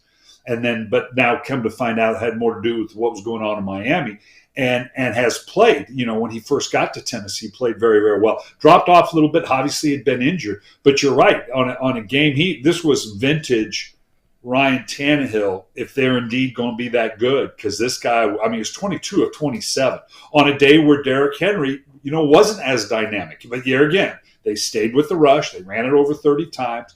But he was incredibly efficient. And so that bodes well for a Tennessee team that says, okay, and they're going to want to be physical and run it down your throat, and that's always going to be the game plan. But to come up and in Green Bay, he was 7 of 13 on third down, and say, okay, and on the days we can't get it going, okay, Ryan Tannehill can step up and deliver for us. And so I thought it was an outstanding game for them. And they showed that they could go to that if they have to. Last thing I want to ask you about is Green Bay. And we found ourselves on this program, the ups and the downs, the ebbs and the flows of that Green Bay team and Aaron Rodgers. Rodgers, for the first time, I don't know, Brian, if you agree with this, and by no means am I saying that Aaron Rodgers still doesn't have a lot of good football left on him, because I believe he does. But are you sensing that maybe this run now in Green Bay is starting to come to an end for him? Could be, because at the end of the day, they're just not that good, as a team. And obviously it's always going to focus on Aaron Rodgers, and he's always been able to pull them up, and the receivers and the constant, rotation of receivers they had, even though he's got a really good, solid, Randall Cobb's playing well. This young kid, Christian Watson, looks to be pretty good. So, again, he's been able to kind of recraft that, but they're just not a good football team right now. And you can tell with him and his demeanor, and he's so relaxed about it. And we've been talking about, they took the kid Love in the first round, and that means that clock is ticking, and they've kind of worked past it. But all things are adding up right now that I'm not sure Green Bay is not going as well. Okay, maybe we do move on. That's a tough call to make now. Boy, to say we're going to move on from Aaron Rodgers. But they're just not a very good team right now. And if they've got to kind of reshuffle and kind of rebuild, I don't know that he wants to be there. and they may indeed need to find out, okay, we made Love a first-round draft choice. Let's go with this kid. So that certainly is going to be an off-season conversation. All right, Brian, we thank you as always for your time and your insight, my friend. Have a great rest of the day and enjoy Columbus the week leading up to the big one on Saturday. All right, man. All right, buddy. Be well. Brian Billick, kind enough to get right in there and tell us what's going on and the way he sees it. He likes those Tennessee Titans. Ryan Tannehill. I'm just not a fan. Brian Billick, leader of men, won a Super Bowl. That guy took his team to the playoffs 6 out of 9 years, and he got fired with 3 years left and $21 million sitting on the table. It's a pretty good gig if you can get it. That is. All right, we're back to talk more about some news and notes around the NFL for the last half hour. And I want to really hear about the United States World Cup team from you guys. To give me a preview and some of our loyal followers a preview of what to look for from the United States of America. I don't want to hear about Iran, okay? Because they're over there doing their plutonium thing and all that sort of thing. All right, I don't want to hear about Iran, all right? I don't want to hear about, some of these other bandit countries. I want to hear about the United States of America. Okay. All right, back in a moment. At United Dairy Farmers, we've perfected freshness in our family bakery, where we use only the finest ingredients, like thick, high-quality glazes on our signature donuts, before delivering them fresh from bakery to store every day. UDF, made for you. If your AC or furnace is struggling, turn to the experts at Bartell's Heating and Cooling. Their certified technicians get the job done right the first time, and if you need a new unit, Bartell's will give you upfront pricing with no hidden fees. Plus, ask about Bartell's 0% interest financing for 60 months. Learn more at bartellsheatingandcooling.com. Bartell's Heating and Cooling, for a comfortable way of life. Eli's Sports Bar and Grill, proudly sponsoring high school football with 3 locations in Mason, Liberty Township, and Ross, Ohio. Our 10-foot screens guarantee a great view from every seat in the house. Eli's Sports Bar and Grill, the best place in Cincinnati for sports, food, and fun.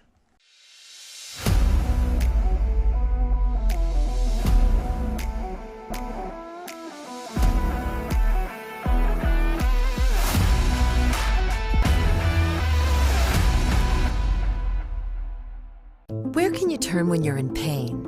Turn where more high school, college, and pro athletes turn. Where your neighbors and weekend warriors turn. Turn to Beacon Orthopedics and Sports Medicine and get superior care on your schedule. That's the Beacon difference. Check out our fresh arrivals at Jake Sweeney Used Cars. Over 250 used vehicles weekly. All makes, all models. From economy to luxury, Jake Sweeney, the original used car superstore.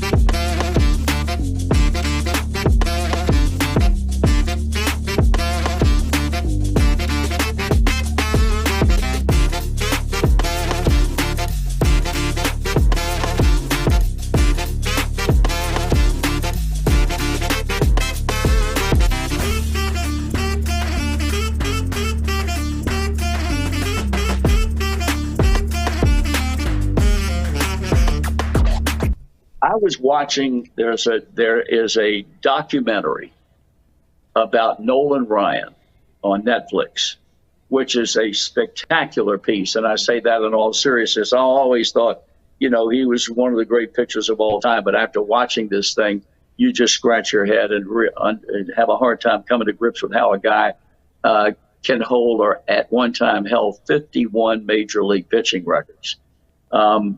They have a lot of quick cuts in that documentary of doing what Nolan did best, and that's striking people out.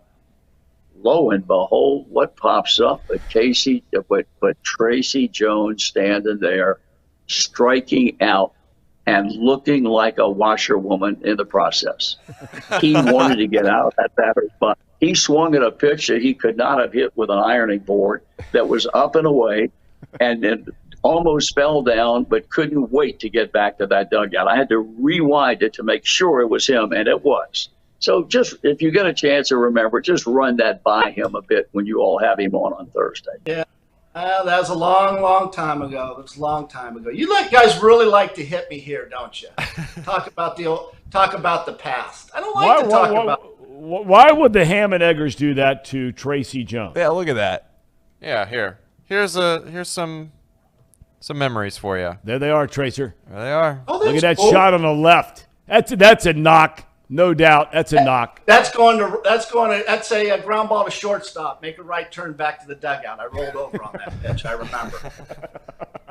For the audience, like, it's not exactly a set in stone. Like, this is what they're going to be the whole year. Teams move up and down based off of how they perform. Right? Oh, there's one thing we know about the stink list. It is that it is a fluid situation. It is a fluid situation. Very reactive. Well, it's not a very good fluid situation. That we can say for sure. We welcome you back to Off the Bench. Programming note today, we have boxed lunch, correct? Yep. Coming up right after. Paul, you have your show, Not Too Picky, later today. I do. What time does that begin? That'll be as soon as box lunch is done. We're going back to back. Probably about 1. And then I got my college basketball show. Got some merch. That hat is just Isn't that? That is some major drip. Isn't that a big looking logo? Take a look at that. That's some major drip. Nice looking logo there. Yeah. Hold it back up. It's one of a kind right now. Thanks to our guys over there at Lids. Yeah. It's a nice looking logo. That is really sweet. Thanks to Trace for the logo. Yeah. So that's the programming for the day. And people can find that on a podcast form, correct? Yes. It is on Apple Podcasts, Spotify. It's not a live show. I record it around midnight, 1 a.m. every night, and then put it out in a 10 to 15-minute podcast. Gotcha. Yep. And so you're going to be updating that, I would assume, this busy week this week. Yeah, today I gave a preview for UC for Maui. The UC, NKU, and Wright State all open their tournaments today. Then Dayton plays on Wednesday in the Battle for Atlantis. Xavier plays Thursday in the PK 85. So I spent today talking a lot about Maui. Talked a lot about Kentucky, too. They looked bad last night. Boy, oh boy. Kentucky's got issues. You know what, though? Kentucky is. Don't worry about it. Cal will have it rolling when it matters. But will he, though? He will. He will. He's too good of a coach. He will have it rolling when it matters. Is the West Virginia game, that's here, though. That's not in that tournament, right? That's in another 2 weeks from now. That's not this coming Saturday. It's the following Saturday. And then the game after that, if I'm not mistaken, is the Crosstown Shootout. Yep. They'll have a week off. That will be at UC this year, right? Exactly right, Tom. Okay.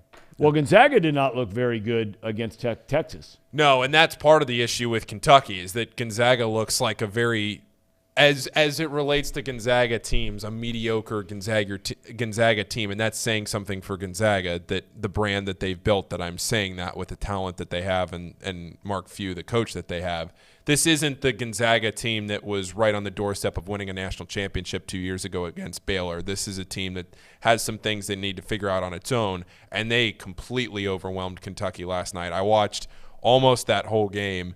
Kentucky looked bad. They were out of rotation a lot. It felt like they never had the right guys on the floor, and when they did, the guys that they were hoping that could shoot the ball this year, Antonio Reeves, C.J. Frederick, neither one of them shot the ball very well last night. They combined to go 3 for 13. Cal's got a lot to figure out, and the UK fan base is not happy. You lose to St. Peter's in the first round last year. They haven't had a lot of tournament success. Kentucky's only won one championship with Cal. They bring in this recruiting class every year, but they have the talent. They just got to figure it out.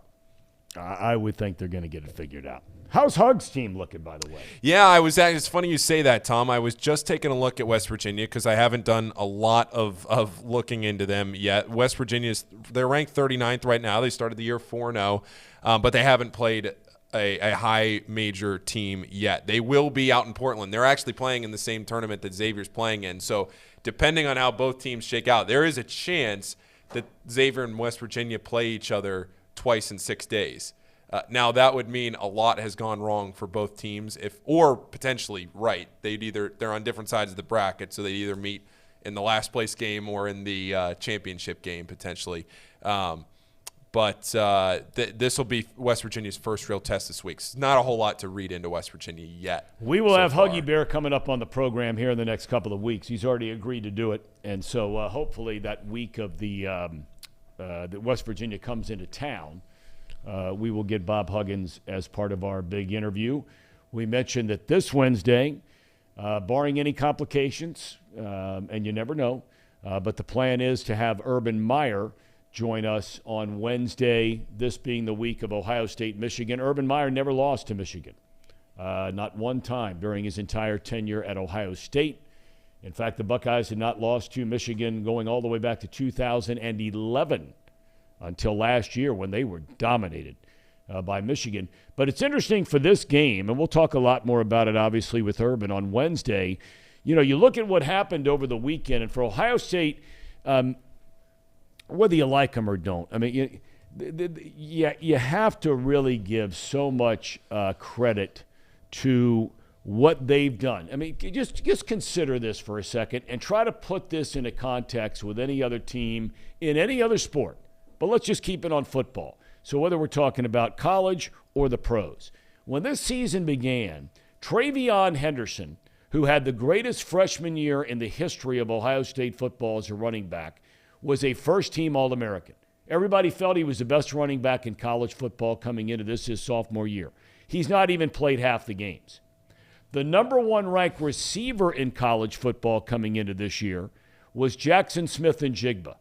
He has not played 3/4, not of the number of games, 3/4 total the entire year.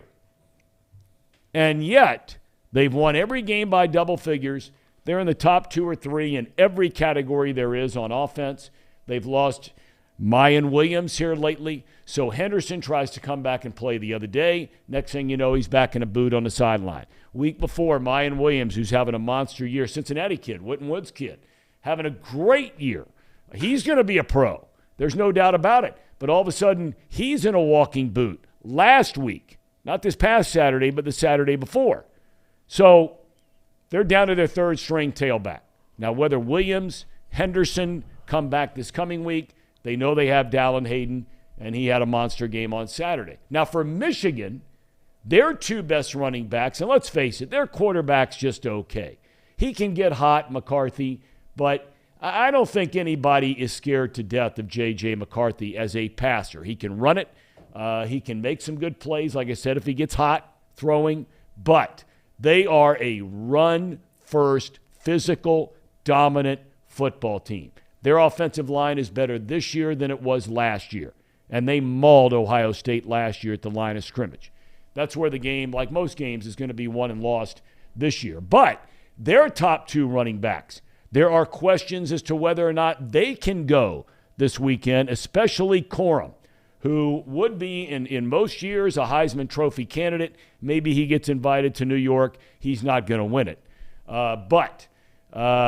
You know, fellas, when you're looking at that game this coming weekend in Columbus, there's a lot of drama and intrigue and so on and so forth because it's such a huge game and what it means to the playoff. Let me ask you this.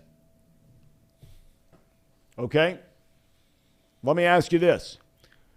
1 loss, Michigan and Ohio State, or a 1-loss Southern Cal for your final playoff spot, if it comes down to that. Southern Cal, because they'd be the conference champion. I agree with that too. Because they will also have beaten Notre Dame, who looks much better. They beat UCLA. And for the stock that the committee is putting in the Pac-12 this year, I think that a 1-loss USC team undoubtedly gets in over a 1-loss. Yeah. You got to punish a Michigan team, and you can even argue Ohio State team that didn't have a very competitive schedule. I mean, I could see. Let me take a step back. Actually, I can see Ohio State with a 1-loss because of the Notre Dame game early on in the season. And Penn State, who's now ranked number 9. But I can't see a Michigan team. Yeah, I can't see that 1-loss Michigan team sneaking in. Yep. They have to be held accountable for their schedule. If USC makes it in, I can't see Michigan with 1 loss. I just can't. I think the way this is setting up, that if you assume that USC wins this weekend, wins the Pac-12 championship, that they are in, and then TCU is in, and Georgia is in, and that would leave the winner of this game. Unless, of course, the chaos that could ensue if, and only if, the LSU Bengal Tigers somehow, some way, and after, I got to tell you, after watching Georgia the other day, you know, I don't know why everybody all along has felt like Georgia's some unbeatable team. They're not an unbeatable team. I mean, they haven't lost a game this year. Neither is Ohio State. Neither is Michigan. Neither is TCU. They're the only 4 left. But, you know, Kentucky gave them all they can handle. 16 points against a good team ain't going to get it done. And nobody can make me believe that Ohio State and Michigan don't have better defenses than Kentucky, because they do. So then a 2-loss LSU or a conference champion 1-loss USC. I mean, all chaos will ensue if somehow, some way, the fighting Brian Kellys, as we like to call them. Do you keep all Brandon Seho does and all the UC people, all they do is kill Brian Kelly. That's all they do. Do you keep out the SEC champion? There's no way. Do you keep out? There is no way on God's earth you can keep the Southeastern Conference champion. Although I have to tell you, okay, and it's fair to badmouth the Big Ten this year. There's no question it's fair, because it looks like a team like Iowa might win the West. And they've really come on strong since they got obliterated by Ohio State. They've won, I think, 4 in a row, and they're really playing good football. Level of competition, not great. But I got to tell you, we've said all along on this program, there are just as many frauds in the Southeastern Conference as there is in any other conference in the country. Everybody around here is running around, Ole Miss, Ole Miss. I mean, that team stinks. They stink. They stink. They got – who killed them this weekend? I mean, it wasn't even a game. Arkansas. How many have they lost? 5? A lot. Yeah, Too many. 5. A lot. I mean, Ole Miss, give me a break. So, you know, you look at that western side of the bracket, which traditionally in the SEC has always been the better side, at least in recent years. Okay? Alabama's lost twice. Could easily be undefeated, but could also have 3 or 4 losses. Talked about Texas A&M in that game. Talked about the season opener against Texas when Quinn Ewers goes down. Alabama could easily be undefeated, could easily have 4 losses. They're no great shakes. LSU got beat by Tennessee at home, granted early in the year, 40-13. Now, LSU has not lost since that game. And they're playing really, really well, and their quarterback's playing well, and that's not a surprise when Brian Kelly's the head coach. The quarterback play is going to get better. But Ole Miss on that side, Mississippi State. I mean, come on.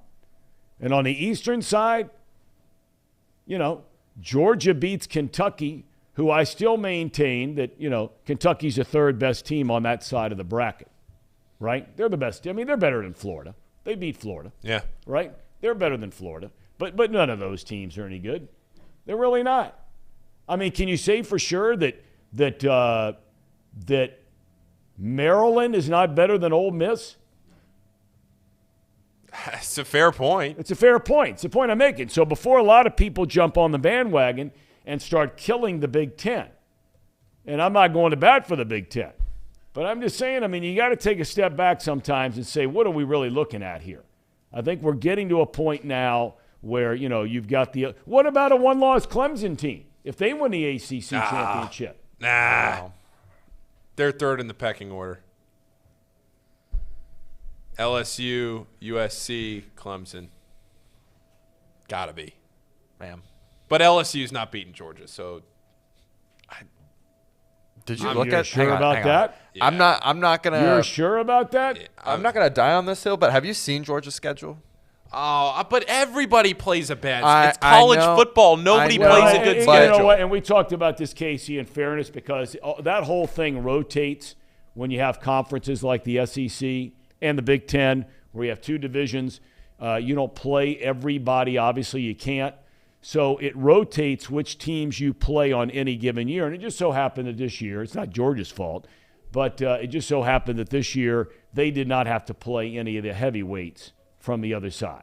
Right. And I'm not going to die on this hill at all. I'm just saying everyone's saying LSU is going to lose. I don't think it's as black and white as we're all making it out to be. Because LSU is, I think they've proven enough that they can be competitive in this game. I mean, they could be competitive, but Georgia is Georgia. And when push comes to shove and Georgia needs to win a football game and Kirby Smart needs to win a football game and they need to win the SEC championship, I think they get it done.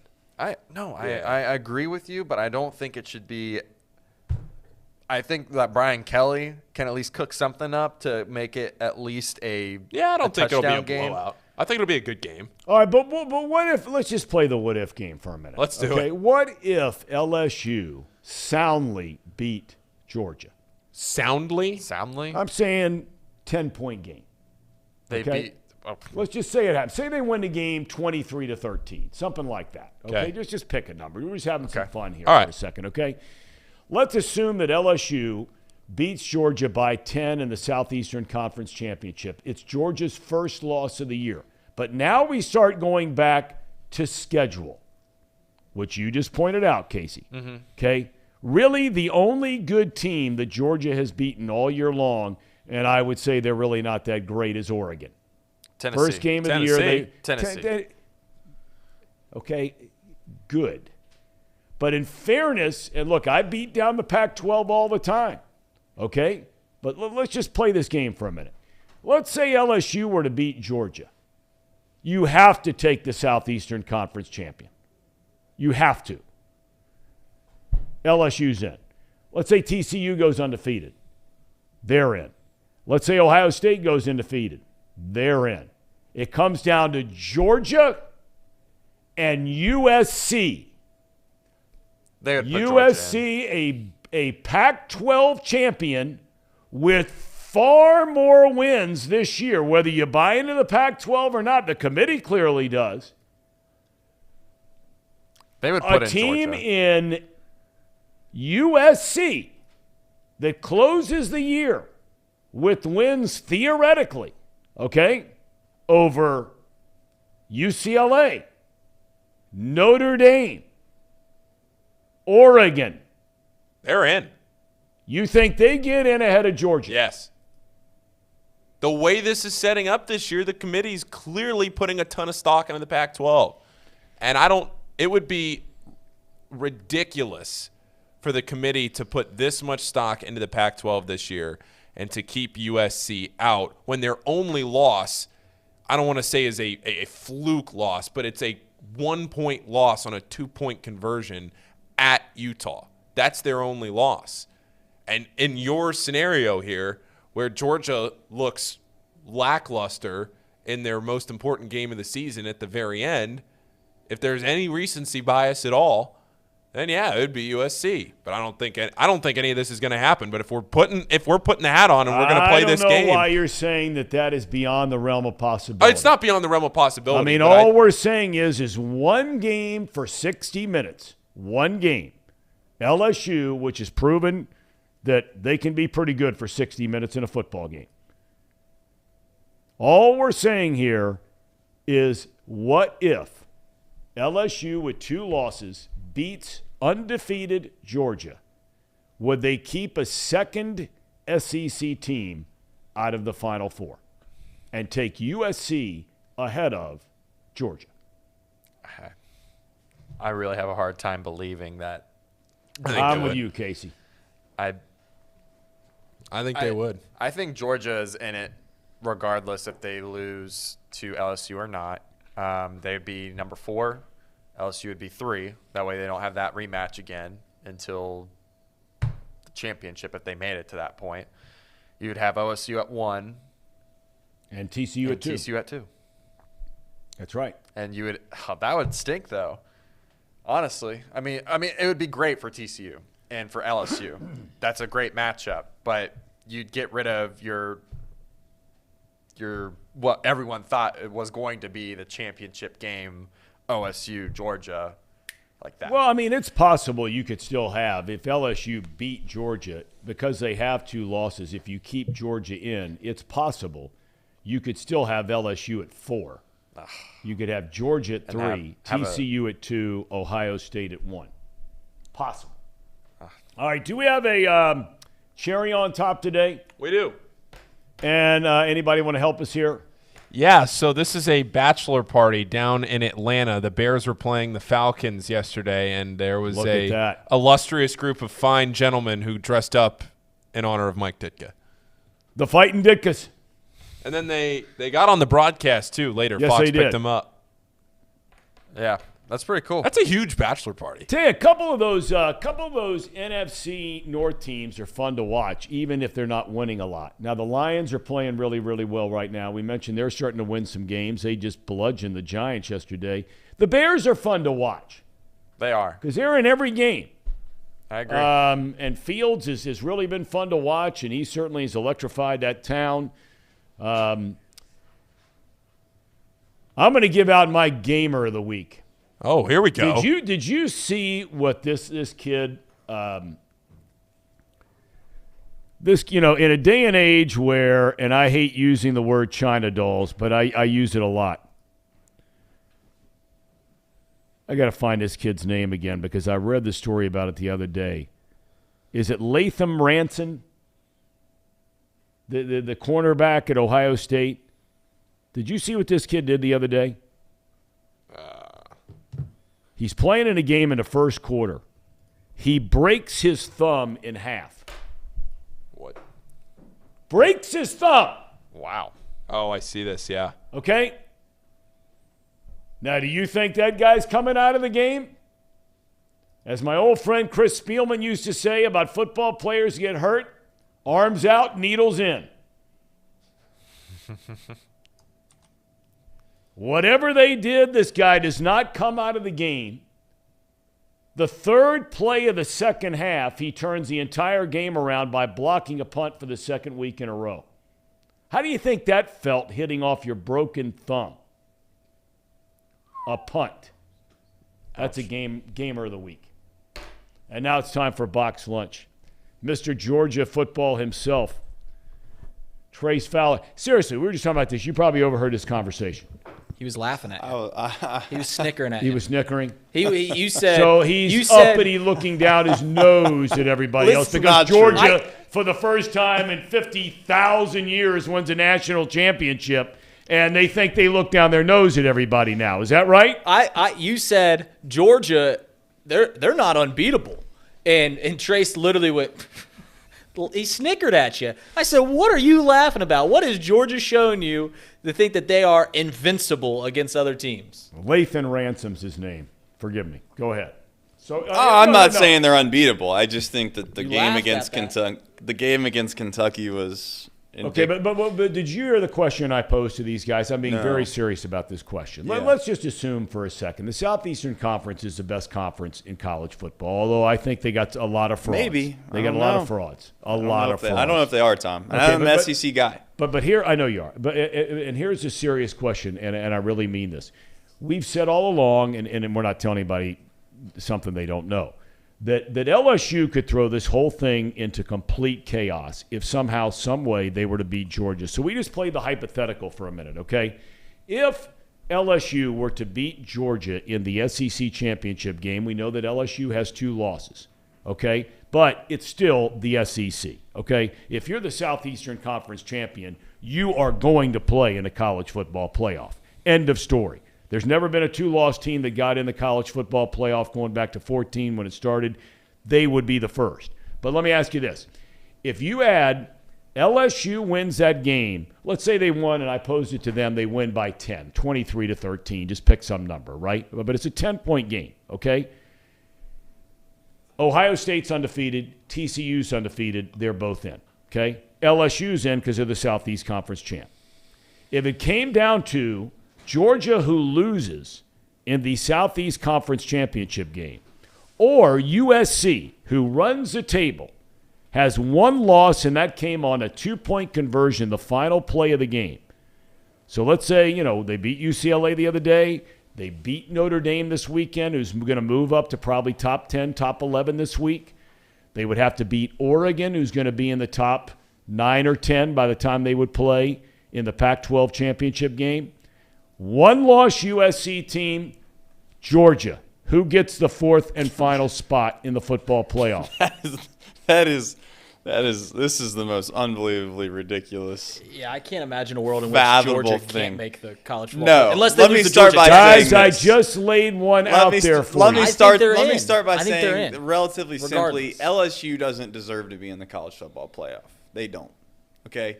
What have they done exactly that makes you think that they're good?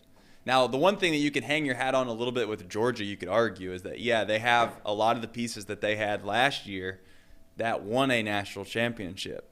They also played essentially undefeated football until a game in which they had to earn to play. So they don't automatically, put it this way, if there wasn't an SEC championship game, they would guaranteed be in the playoffs. Just because you win the SEC, in my opinion, doesn't afford you the ability to automatically make the top 4. That league has gotten a lot of notoriety for good reason, because back in the day, just like Alabama, what I was explaining last week about Alabama is true. They've earned the right to get the benefit of the doubt. The SEC's earned the right to get the benefit of the doubt because for the longest time they have been the best league. But I don't believe that's the case as much as it used to be, personally. I think that there's some top echelon teams in that league. There's the Alabama and the Georgia. But for the longest time, Alabama and Georgia in the last 5 years has carried that league. It's made that league appear better than it really is, in my opinion, from top to bottom.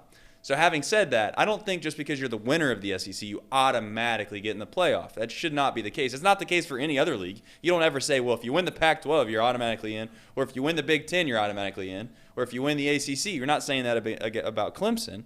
So I don't think the SEC is that far up and away better than every other league to where you can say that about LSU personally. So I think if you laid out that exact scenario, LSU's out, all the other teams are in that you said. If LSU wins the SEC championship, who would have better wins than LSU? They would have beaten Georgia, and they would have beaten Alabama. And Ole Miss. Ole Miss? Well, I'm just that's saying, where that's why I have a problem. And see now you guys have sabotaged me, and I'm arguing against the SEC. Throw out Ole Miss. Throw out Ole Miss. Who has better wins? You guys, I just sat in this chair last week and just told you straight to all of your faces. And Paul probably snickered at me when I said Tennessee are frauds. They went down to South Carolina and they proved they're frauds. There's no one in the SEC that is elite level team outside of Georgia. That's it. Okay, and LSU would have beat them. Hold on a second. If that's true, what you just said. If you believe that Tennessee is a fraud, correct. Those were your words? Tennessee is a fraud. Then tell me another good win that Georgia has had. They beat arguably one of the best top 10 teams in the country, Oregon. They beat them by 50. Well, that's where you draw the line. Okay, but I'm saying outside of that, I'll give you that, but that's the first game of the year. They beat Vanderbilt 55-0. Who? They beat Vanderbilt 55-0. Vanderbilt? Listen. Oh, my God. That same Vanderbilt team that beat Florida, who you guys were ranting and raving about week 2. Not me. Listen, no. I can keep going. They beat South Carolina 48-7. These things matter. Points matter. I mean, if Ohio State was just blitzing everybody all year long and they lost a field goal game to Michigan, I think we could all sit in here and say, hey, Ohio State 100% deserves to be in the college football playoff. Who's the only team in college football that's ranked in the top 40 that's won every game by double figures? There's 2 teams. Only one. Listen, there's only two teams in the country. 2 teams in the country that automatically should be in the college football playoff. It's Ohio State and it's Georgia. Outside of that, no one else gets a guarantee. But we're saying if LSU wins gotta be in. Come on. And you're right.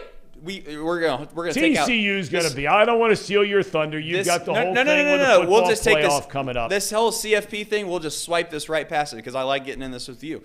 TCU 100% has to be in the college football playoff right now. If they're undefeated. No. Unless they lose the next 2 games, in my opinion, they have to be in. Look who they've beaten. Look at what they've done. Why does no one want to talk about how they've beaten 5-6 ranked teams? I agree with you. We agree with that. That's why I'm saying if they finish undefeated, they have to be in. Well, why even undefeated, Tom? Well, because I think that their league, I know what you're saying. I think top to bottom, the very top and the very bottom, that's the best conference, the most competitive conference this year. Yeah. I really do. I think the Big 12, look, Oklahoma's been, totally – they're not an Oklahoma team, but you don't want to play Oklahoma. People don't want to play Oklahoma. I agree. And they're really not very good. Texas, another one of these. I don't know who wants to play Texas. I still maintain the most dangerous team right now outside of the big 4 or 5 that nobody wants to play, maybe 5, 6, 7, is Kansas State. They're a good team too. They've got a good team. You're bringing up all valid points as to why TCU doesn't have to even win all their games. Well, I don't. But you and I both know they're not getting in if they lose. They're not. It's not happening. Unless Georgia SC gets boat raced and Clemson gets beat by somebody. Not even that, right? Whatever. What happens if Georgia blows out LSU in the SEC championship game, and Ohio State blows out Michigan? When I say blowout, two score win, 14 points or more, 10 points or more, whatever it may be. Who deserves to be in the college football playoff more than TCU with 1 loss? I can't argue with you. Yeah, nobody. I can't argue with you. So the only other factor you're admitting to at that point would be LSU. LSU doesn't. Come on, I don't believe LSU. Well, with 3 losses, that won't happen. Well, I'm saying if they were to somehow beat Georgia, I still don't think they get in over LSU or over TCU. I don't know. Reed points out. I mean, you can say whatever you want about Tennessee, but that would mean in the same year that LSU beats Alabama and Georgia. Mm-hmm. That's pretty good. I'm not disagreeing. Pretty good, and TCU doesn't have that kind of win. It's good. They have a lot more really good wins, but they don't have Alabama and Georgia. See, that's where your bias gets in the way because Alabama's win shouldn't be that big of a deal. It shouldn't be that big of a deal. To Alabama. You think TCU has already punched their ticket? Yeah. I personally think TCU has done enough to be in the college football playoff with 1 loss. So you already have 3 guaranteed teams. Is that correct? You got Georgia, OSU, and TCU? Yeah. So who do you think is number 4? Just curious. Well, it comes down to what USC looks like, what Michigan looks like, and what Clemson looks like. That's it. Those are your 3 teams. Man, if Clemson sneaks back in, that's no way. If they sneak back in, that would just be terrible. The door's open there. Yeah, it is open, but no way. They're not getting it. But all right, boys. Big Thanksgiving week this week. Much to be thankful for right here at Chatterbox Sports. Even though it's a constant battle with Casey and Paul, we're grateful. Boys, take it away. We'll see you tomorrow. Thanks, Tom. Thank you, Tom. The Bengals might be back, boys. They might be back. Were they ever gone? Were they ever really gone? They were definitely that toying Browns to be game gone. Hurt us pretty bad. What? The Browns game put us pretty bad. I think the Browns game set Bengals fandom back quite significantly. But I do wonder in Bengals Nation. I don't watch every play. Obviously, I didn't see it as well as many of you in the chat, especially you guys. After you watch yesterday's game, does it feel like you're back? Does it feel like are we still in this teeter-totter stage? Where are we at? Casey, you can I don't this win really doesn't make me feel that much better. Really? It really doesn't. I mean, it was a win that they needed to win. It was, I think Pittsburgh's a better team than, they compete every single week. But this win didn't make me feel, it didn't make me feel any better about what we have in front of us with the Titans, Chiefs, everyone in front of us. Doesn't make me feel any better about that proposition of having to beat those teams. Yeah, and I agree with you. I think this game was supposed to be won. Honestly, it did answer some questions. It answered some things that we were worried about, but it brought up some more questions about whether DJ Reader's really fully healthy or not. Is our secondary going to be okay when we got to play the Chiefs? We got to play the Bills.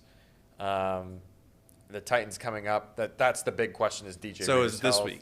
So Bengals Bengals fans have pushed that to this week. And we will continue pushing it back because you know why? You don't look ahead. You just play each game. We play each game. You play each game Fair one enough. by one. And I'll say this about the Bengals. One thing that is alarming to me, and I don't see a whole lot of Bengals fans talking about this, but to me, there is a serious hole in the pass rush.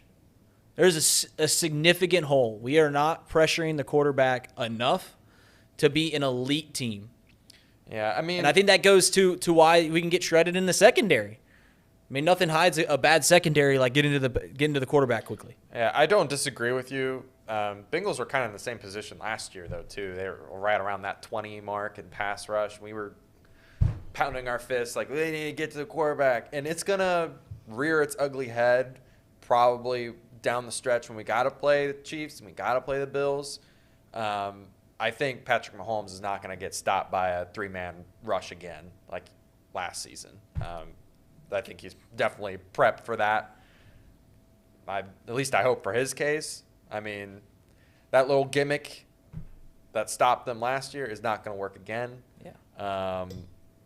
And Josh Allen is a freak. He's, Well, we're focusing week by week, but I'm telling you that the Bengals have a pass rush problem. Yeah, and you guys, this is a hot take that a whole lot of Cincinnatians aren't going to like to hear. Sam Hubbard ain't that good. No. What? He's good. He's just not a pass rusher. He is a great run defender. Okay, then we need a pass rusher. Let's I don't know if you can do this in the chat. I want 3. Can you do 3 different options as a poll? Yes, we can. Is that possible? Yes, I think so. So I want to know, is the Bengals season a success if make the playoffs, win a game in the playoffs, or Super Bowl? What of those 3 things would you consider success if you're a Bengals fan? As right now, if we get to the divisional round, anything extra is gravy. I think that is where. So 1 game win. One game win. I think that is. I mean, I think the standard is now making the postseason. So the success would be one step further, which would be making the divisional round. Is it win Super Bowl or go to the Super Bowl? Go to the Super Bowl. Okay, those are the 3 options. Or you can just say AFC champion, however you want to call it. Right. But my point is that what would you deem a success for the Bengals season of those 3? This would be interesting to see. Because I personally think that it should be a success. It should be viewed as a success if the Bengals win 1 game in the playoff. Yeah, get to the divisional round. At least the way that the season started, I would agree with you. Just even every week, like watching them from time to time, there's flashes of brilliance for sure, but there's this inconsistency that's there.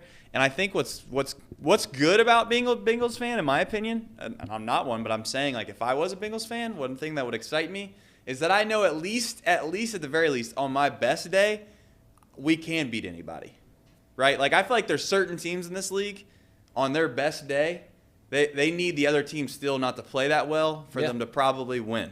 And that's the thing with the Bengals that's fun. Now, the only problem I have with the Bengals, clearly, like I'm not breaking earth-shattering news here with this, is just like they're very inconsistent. Like, one game to the next, it's just like you don't know what you're going to get.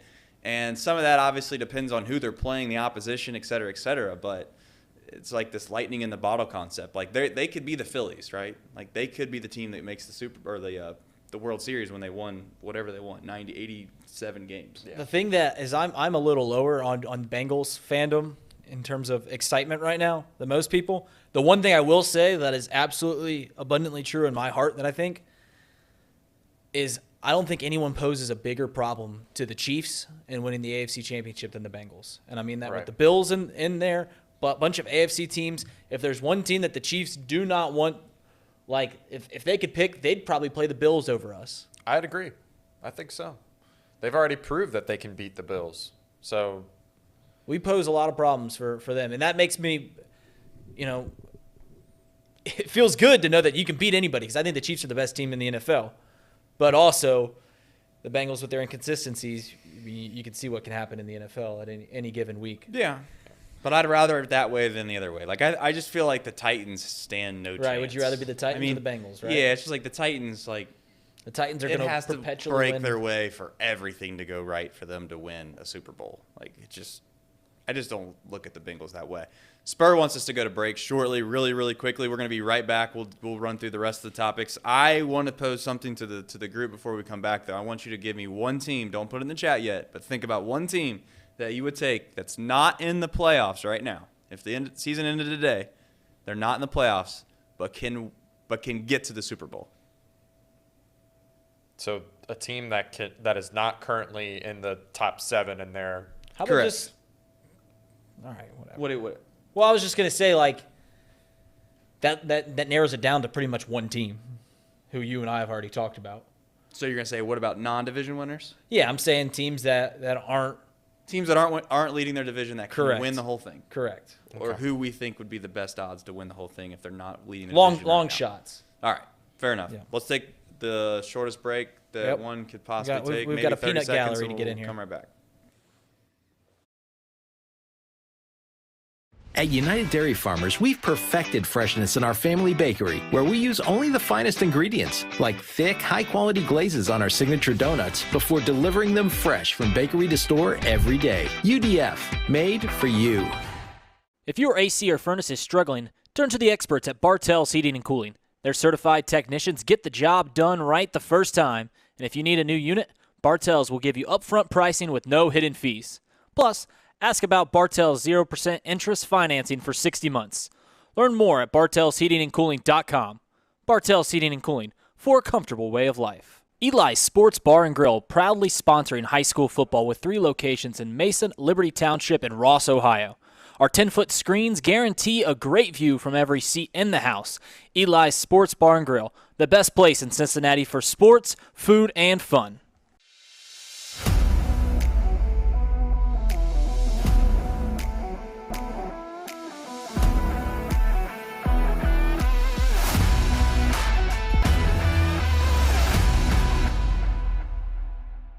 Where can you turn when you're in pain?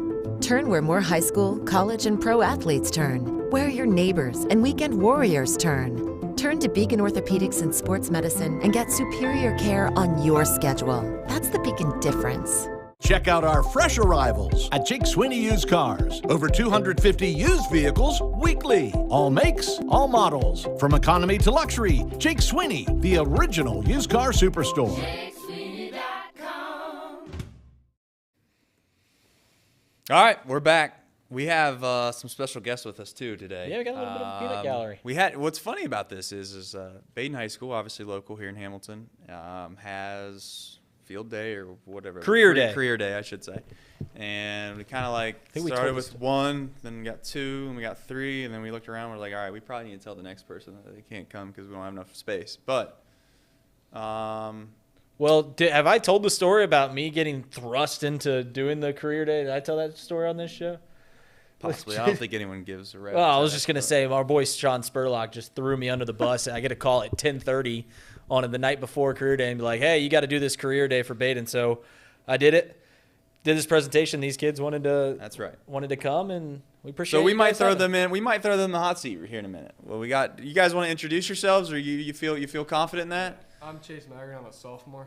There you go. You got to use the microphone. Yeah, That's grab the step microphone. number 1. Yeah. You got to use the microphone. That's how this thing works. We're teaching the young. What's your name? Sam Pendergast. I'm a junior. Junior.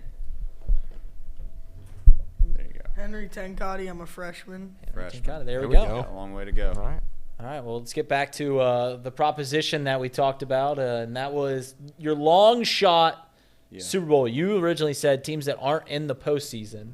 Yeah. And I had to. You wanted to reel that back in real fast. We had to expand those parameters because currently I think there's like one team that you could even we'd all say the same team. The Chargers. Sir Boy wanted to beat us to it. Yeah, he did. Why do you think the Chargers are a Super Bowl team?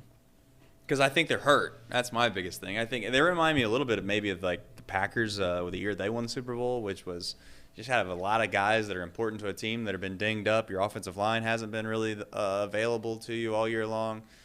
Herbert for a few weeks was dealing with the rib situation, and they've competed in a lot of games, and I think the back half of their schedule looks pretty weak. So if they can sneak in, they're like the Bengals. They can beat anyone on their best day. Well, you got the guy, right? I mean, you got a guy that you believe in Justin Herbert, and I think, there's a lot of fun bantering that goes back between Chargers fans and Bengals fans because Joe Burrow and Justin Herbert were drafted in the same draft, so it's a constant battle. Which guy's good? They're both very, very good. They both can win you a Super Bowl.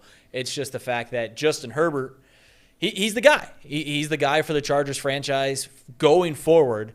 So when you've got the guy, you can win the big games. And Herbert is one of those guys. The Chargers are hurt right now. If they get in, team you don't want to face. I'm going to expand it to another team. I got one. That's really good. A 5-4 team that is in the NFC. So they're playing in the NFC, the weaker of the two conferences, the 49ers. I got a better one, I think. What about – we're doing teams, to be clear, right now. My computer's froze, so there's that. Yeah, you're going to take that team that won 40-3 yesterday? Yeah. Oh, we're taking teams that aren't leading their division, then the Cowboys are the favorite. Right. Well, right. I think the 49ers are another team that no team wants to face they're in the postseason. In the postseason. Right. They've got a good coach, great defense. You know, they are out of these teams that rely on their defense to win games. You know, you're talking Vikings, the Titans, the 49ers. The 49ers are probably the most complete team there with limited quarterbacks, and they've got the best coach out of all those teams probably. So 49ers, and they've got a lot of offensive weapons. Deebo Samuel, Christian McCaffrey. I mean, they're 10-point favorites tonight on Monday Night Football. That's a wagon of a team. And I'm serious. I think the Cowboys might be the best team in the NFC.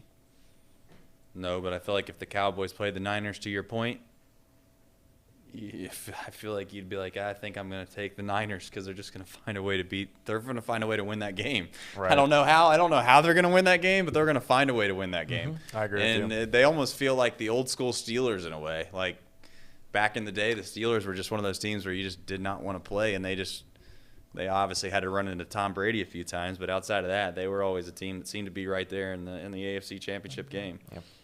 Speaking of AFC Championship game, let's talk about this for a while. So Trace is long. We're going to move on to this next topic, which is Patrick Mahomes. And if anyone watched Sunday Night Football last night, and really any time that the Chiefs play on primetime, which, you know what, for a team that is on primetime as much as they are, no one complains about them always being on primetime because they are a show. It is something that you want to sit down and watch. And last night, Patrick Mahomes leads the Chiefs down in the final minutes to beat the Chargers. And Trace has long had a take that Patrick Mahomes is a fraud. He's a fraud is what you've always said. First it was that Tyreek Hill made Patrick Mahomes, and now he's in a great system. But my man continues to just win ball games, be the center of the NFL, because he is special. He is absolutely special. That's where this whole thing stems from, right? Is like we want to put Patrick Mahomes. This was 2 years ago. We wanted to put him in the same breath as guys like Brady, as guys like Breeze, Manning, Rodgers. It's like, let's give this guy some time, man. I don't know if he deserves to be on that level yet. Now, he's quickly proving me maybe wrong. But it's like, I don't want to hear about how Patrick Mahomes is this for sure first ballot Hall of Fame quarterback a couple years ago. I just didn't want to hear it. Now, well, I'm giving you a chance to recant on your take. I will say this about him. I think that he's proven to me that he is a good quarterback. And I do think that he is one of the best quarterbacks in the NFL, if not the best quarterback in the NFL. I just have a hard time of putting him on this pedestal that some others have when he seems to have a ton of weapons and a great system around him. That's it. I mean, when you got guys like Tyreek Hill and Travis Kelce and Andy Reid calling plays for you, you know, things probably might go well for you if you're a decent quarterback.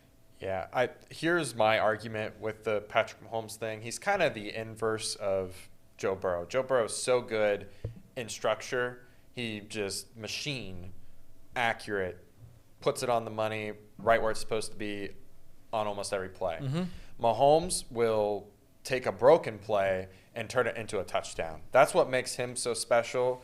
And to your point, Trace, if he's not in a system where it's so easy to get that open receiver, like if he was in our system, I don't know if he does as well. Now, we have better weapons, I think, than the Kansas City Chiefs.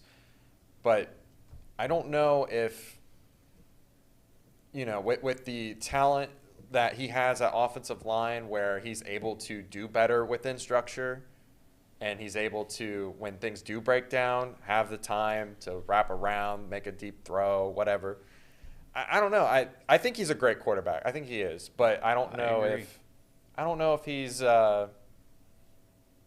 should be in that category yet. Just like you said, I agree. Here's why. This is the last thing I'll say about him. He's trending obviously in the right direction. He's a good quarterback. I'm not gonna sit here and say that he's a complete and utter fraud. If he went somewhere else, he'd be like, you know, Justin Fields or something. That's not what I'm trying to say. But what I am saying is that Tom Brady, Aaron Rodgers, Drew Brees, Manning, all of these guys we're talking about, right? They went through decades of good play. They did it over generational, basically a time frame. That's not what Patrick Mahomes has done yet. And when Patrick Mahomes get a little bit older in age, right? This is a common theme you're going to hear from me. When he's not able to run around and do those scramble drills like he has been and be able to run past defensive ends around the outside to be able to do the things he's been able to do, what happens in 3 or 4 years when he's not able to do that? Is he still the same player? I don't know if he is. You can't sit here and say that he's going to be like a Tom Brady or a Rodgers or a Brees or these guys that sit in the pocket when that's not what he's good at. He's good at using his athleticism, and I'm just not a believer in guys that use their athleticism as their primary way of being good as a quarterback, because at some point, Father Time catches up to you, and then what do you have? And we'll see. Maybe he can stand back there and throw it with the best of them. I just don't want to put him in the category of the elite guys. And it's like not fair to Patrick Mahomes in a way, right? It's like I just don't like hearing him talked about as he's most one of similar the greatest to Aaron of all Rodgers, time. right? I mean, in the way he plays, it's incredibly similar to the Brett Favre's and the Aaron Rodgers and the scrambling around making plays out of nothing. That's what those guys did for so long. Maybe Brett Favre, but I think Aaron Rodgers proved that he could throw the ball in really, really tight windows before his athleticism was the reason that he was good. I would argue, too, that Aaron Rodgers was good at both. He was really good in structure. He was one of the most efficient quarterbacks. I think Patrick Mahomes is really good in structure. We'll see. I think he really that's does the really well in the thing. pocket. I think there's We'll nothing see. to determine that he can't do that. Sean brings up a point of that he creates the time. I'm not disagreeing with that. I'll say this. We'll see what happens when he's not able to do that, is my point. And maybe he'll be like LeBron James and defy logic and be able to play longer and be athletic longer than everyone else.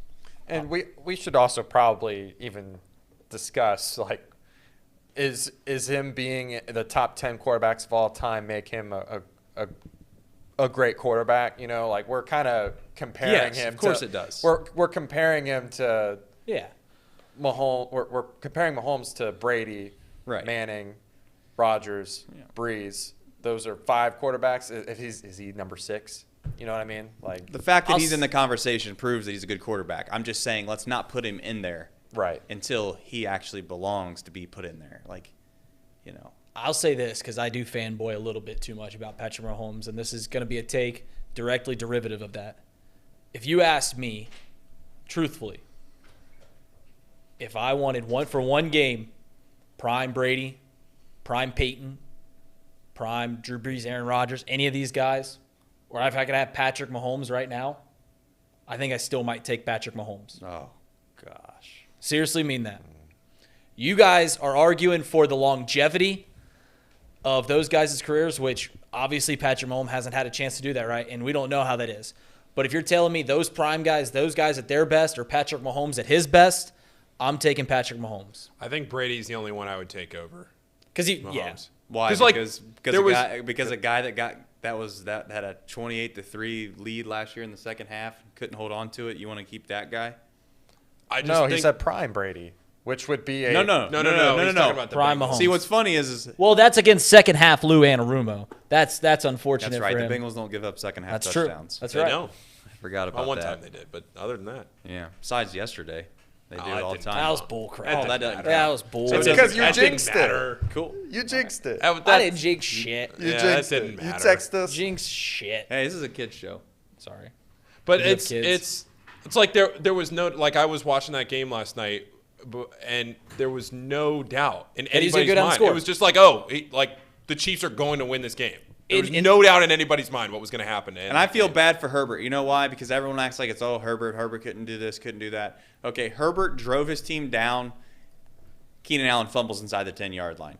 Drives his team down again, scores a touchdown to take the lead. And then his defense can't get the stop that they need, and he gets the ball back with 30 seconds. And then everyone wants to shit on Herbert. That's what's beautiful. That's what's funny. It's like everyone wants to act like it's Herbert's fault when he did 3 straight possessions did his job. Here's the indictment on... And he throws a pick because there's 30 seconds left. Well, I'm saying this. Patrick Mahomes gets the ball, a few minutes, just like Paul said. There's no doubt in your mind that he's going to go down and score. There's absolutely zero doubt that they're going to take that ball, move it down the field, and score. Justin Herbert gets the ball, and you don't feel that exact same way. You don't feel that way at all.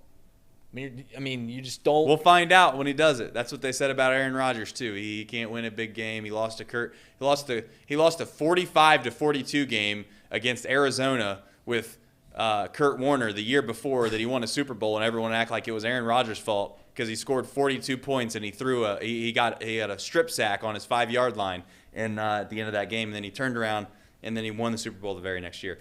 Don't let the Chargers get healthy. I'll leave it at that. Don't let the Chargers get healthy. Because you guys might eat your words on this Herbert kid. Just saying. I just was talking Herbert up this entire show for the most part. Then you said every single time he gets the ball when the game's on the line, you just feel like I said last night when he got the ball, I didn't feel like he was going to take the ball down the field.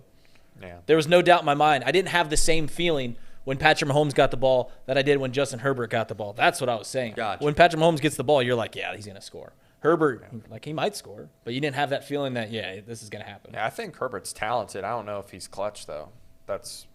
He's got a different demeanor than certain quarterbacks. Like certain quarterbacks, like Tom Brady, were able to take some talent that is just, like a broken down Edelman and an old Gronk and still take their team down final drive of the Super Bowl and win.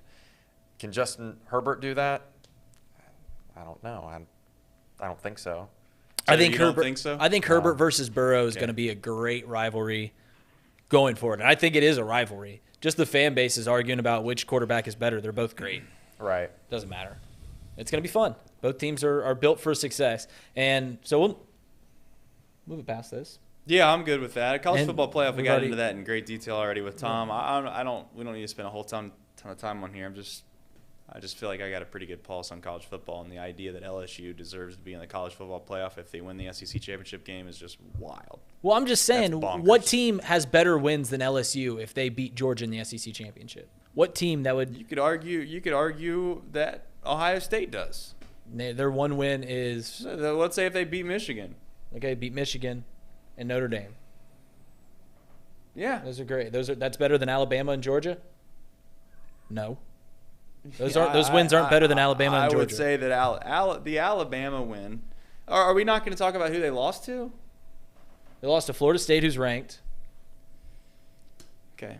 If you guys want a team, and you could say what you want about Vegas, and you could say, oh, that doesn't matter. They won 40-13. If you want a team in the college football playoff that was a 14-point favorite at home against University of Alabama, Birmingham last week, go ahead. Be my guest. And they won by 40 or something like that, didn't they? Like I said, if you want to go off the fact that and you can sit here and say that Vegas was wrong. That's fine. Say it. I'd rather go off what happened on the field than what the betting lines were. Okay, fair enough. Well, we'll see what happens. That's usually how it goes when they get into the playoffs too. What? They put these teams in that they act like are worthy. They don't actually put the best teams in. They just put the teams in that are quote unquote worthy. LSU's not one of the top 4 teams in the country. It's not even close. It's not even close. I wouldn't say it's not close at this point. Come on, man. If they beat Georgia, if you put LSU on a neutral, that's a one game. That's like my point to that is that's what this sport is. It's one game. Yeah. That's what you argue. Every game is so important. So when you win those important games, you should get rewarded for it. So if let's just say this: if they had, where do you draw the line? If they had 3 losses and they beat Georgia in the SEC championship game, are they in? They beat Georgia. No, we draw the line at 2 losses. Okay, 2 losses when everyone else has 1. Yeah, because they have the 2 most impressive wins out of any team. That's what we're telling you. So one game they played over their head and they beat a Georgia team, which isn't going to happen, by the way. This is all fallacy because it's not going to happen. Georgia's going to absolutely mop the floor with LSU. When I say mop the floor, they might beat them by 4 touchdowns. You think I'm joking? I'm not. But if LSU wins. Let's just say, for instance, if something crazy happens and LSU were to somehow win, put them in the playoff and then let them get trounced by 3 touchdowns. That's what's great about the college football playoff. They're such close games because we don't put the best 4 in. It's worked every year. Let's just put the most deserving teams in there and not the best teams in there. And then when the 1 team plays the 4 team and the 4 team gets beat by 4 touchdowns, let's all complain. Are you arguing now that the college football playoff is flawed? Like, I don't know what you're arguing at this point. Exactly, Everett. Everett's got my back right now because he's asking, when has the committee missed? When have they missed? Oh, they didn't miss with Notre Dame. We're just telling you that if LSU beat by 40 points, you're arguing about other things. We're telling you that if LSU beats Georgia, they will have Okay, I'm going to pull up LSU's themselves in the college right football playoff. You know what's beautiful about this seat? Because I did it last week. I sat here and told you guys Tennessee are frauds. Frauds. They're terrible. They literally can't stop anybody that has an offense worth a damn. They literally can't stop anyone. They proved it last week. You know who else isn't worth a damn? LSU. They're not worth a damn. All right? So if they get beat by 4 touchdowns against Georgia, cool. But you know what? If Stetson Bennett somehow breaks his leg in the first quarter and they go on to beat Georgia somehow in a sloppy game and Georgia turns the ball over 6 times because things happen in sports, I don't want to hear about you complaining about when they get beat by 3 or 4 or 5 touchdowns to Ohio State in the college football playoff. So I don't want to hear about it. So they do not deserve to be in the you're playoff. you're favored that the best team should get to play in the college football playoff. You should put that. Everett, I'll tell you who deserved to be in it is the year that Notre Dame got in when Georgia lost in the SEC championship game against Alabama that year when Alabama was elite. That's who should have been in the playoff. Look ahead line right now has Georgia at -15 against LSU. Yeah, you can hammer the dogs on that. So you want a team that's I mean, again, we could sit here and say, oh, it's Vegas. You want a team that is on a neutral site field, a 15-point underdog to be in the playoff. If they beat Georgia as a 15-point underdog, yeah. I mean, I have. This is what we're talking about. We're talking if LSU wins this game, they deserve to be in. And I don't think that you can make a claim that they can't, that they shouldn't. I don't think you can make it a good enough argument that they shouldn't get in. Because your other 3 teams would be TCU, the winner of Ohio State, Michigan, LSU, and then Georgia. Or USC. Would USC get in over Georgia at that point? They'd be the Pac-12 champ, 1 loss. I would think LSU. Georgia would not be their argument champion. They'd have 1 loss, which is hilarious. That's my point. That's funny about the whole thing, is we're sitting here. Are we actually in here talking about USC getting in over Georgia? Is that even a real thing right now? I mean, if LSU beat Georgia, so USC was their conference champion, and LSU and USC and Georgia both had 1 loss. You think for a second that Georgia's not going to get in over LSU if that situation plays out evenly? I mean, come on, dude. Georgia's beat. I think the argument is that LSU gets in over USC. I think Georgia's in.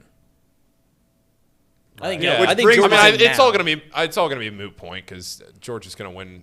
Georgia's going to beat LSU. But what happens if they don't, Paul? That's the funny part. Is that nobody can sit here and take a stand and just say LSU's not that good. I think USC has a serious claim to be in because clearly the committee is valuing the Pac-12 very highly this year, and they would have a 1-point loss on a 2-point conversion at Utah, which is a nightmare to play at. That was a night game. They would have beaten everybody down the stretch: Notre Dame, Oregon, UCLA, which you could argue are better wins according to the committee than anybody. You could say that better than LSU if you're just going by the committee's rankings. So if the ACC is so bad, then and a team like Florida State beat LSU. They don't get any credit for that? That league doesn't get any credit for beating LSU? I mean, Florida State's currently ranked 16th in the country. Yeah. Right? That's plenty of credit. No, I'm saying that how could you say that the ACC, who has I think Clemson's going to be – Clemson, it's almost unimaginable. I can't even fathom how Clemson figures into this whole thing. Yeah, I know. Everything else you can see clear as day almost. Like you can argue USC or LSU win the SEC championship. So Penn State won the Big Ten championship. Sean brings up, they got left out. You got 2 losses. You don't make the college football playoff unless Armageddon happens. That's simple. That's why I'm telling you the regular that season LSU, in college football matters a lot. I guess what I'm telling you is that if LSU wins the SEC championship, they better win by 3 touchdowns. They'll be in. I'm telling you, I'm staking my claim I hope that they the college do, football playoff will. Then I'll tell you what, if you're Kirby Smart, say what you want. Like I said this outside. If I'm not here for conspiracy theories. Do I want Georgia to win the football game? Yeah. Do I think they'll ever throw a football game? Of course they won't. But if you want to be statistically speaking, you want to sit here and talk about what the actual most appropriate thing would be for Georgia to do, is if they're going to put LSU, their sorry asses, into the college football playoff because they won the SEC, then just throw the game. Let them win. Because then you automatically know There's only 2 other teams that are going to be in the college football playoff. One of them is probably going to be Ohio State. That's the only other team that could possibly win. Currently, how many teams can make the college football playoff, realistically? Georgia, Ohio State, Michigan, TCU, USC. 7. And Clemson. I can find and 7. LSU, right? I can find those 7. Yep. Okay. All right, I was just trying to map that out I in think my mind. 7 teams, their season isn't over. 7-team seasons are still alive. Would you rather be in Clemson's spot or LSU's spot? Also, do you That's guys? a good question. I have a question. Because Clemson doesn't control their own destiny. Yeah. LSU does. Am I the only one that cares about margin of victory? Cares about how you look? I mean, I don't know. I guess if you my point is, if TCU's blowing everybody out, yeah, and they somehow lose in the Big 12 championship game, they're automatically in, right? Automatically in. Are they? I would say they are. USC's a 1-loss team. Well, how come Ohio State gets that credit then? So we only use that for the big brands in college football. So I'm sitting here working against me. Well, that's all we do, though. If Ohio State blows everybody out and they lose one game, they get the benefit of the doubt. If Alabama blows everybody out and they lose one game, they get the benefit of the doubt. If Georgia blows everybody out, has TCU been blowing people out? Is that what you're claiming? No, my point is that Paul had to sit there and stare at me for 10 seconds to tell me whether they would get in or not. My point is why do we do that? If TCU was blowing everyone out in the Big 12, if it was Oklahoma or Texas, they'd be automatically in. If you switch the brands of Texas and TCU right now, are we really going to leave Texas out with one loss? This is why I dislike college football so much at times, because it is bad at determining a national champion, because it is so objective. The whole They're going to get rid of that with 12 teams then. I will say that. You're right. But I'm telling you right now that is the one major flaw about college football. It is so open to – which is the point of you're using it with LSU. They beat Alabama. Who gives a damn? Alabama's not good. They're not. I'm just telling you this is – I'm just making the point that college football has this problem that it is open to bias and opinion more than any other sport. And I hate that about it. It is bad at determining a national champion. It is bad at determining a winner. But the only thing I would say is that if you wanted to be, this is your point about college football. We're arguing in opposite directions than we used to. I would genuinely say if there was a 12-team playoff, they would have had the same winner every single year they've had the 14 playoff. Then this sport is terrible if upsets don't happen. This sport is garbage. Just telling you. If that's the case, then this sport is trash. And all the regular season games don't frickin' matter. No, that's where you're wrong, but we'll see what happens. That's why a team like Tennessee would be exposed in a 12-team playoff. And I guess they got exposed a little too soon, but they would have been. As a non-college football fan, this is where I just have a blind side because I just don't see what's so special about this sport. I mean, I have because it is you guys objective. texting me. You guys texting me this. Last Saturday was the day of underdogs, and every underdog to the point of that text lost.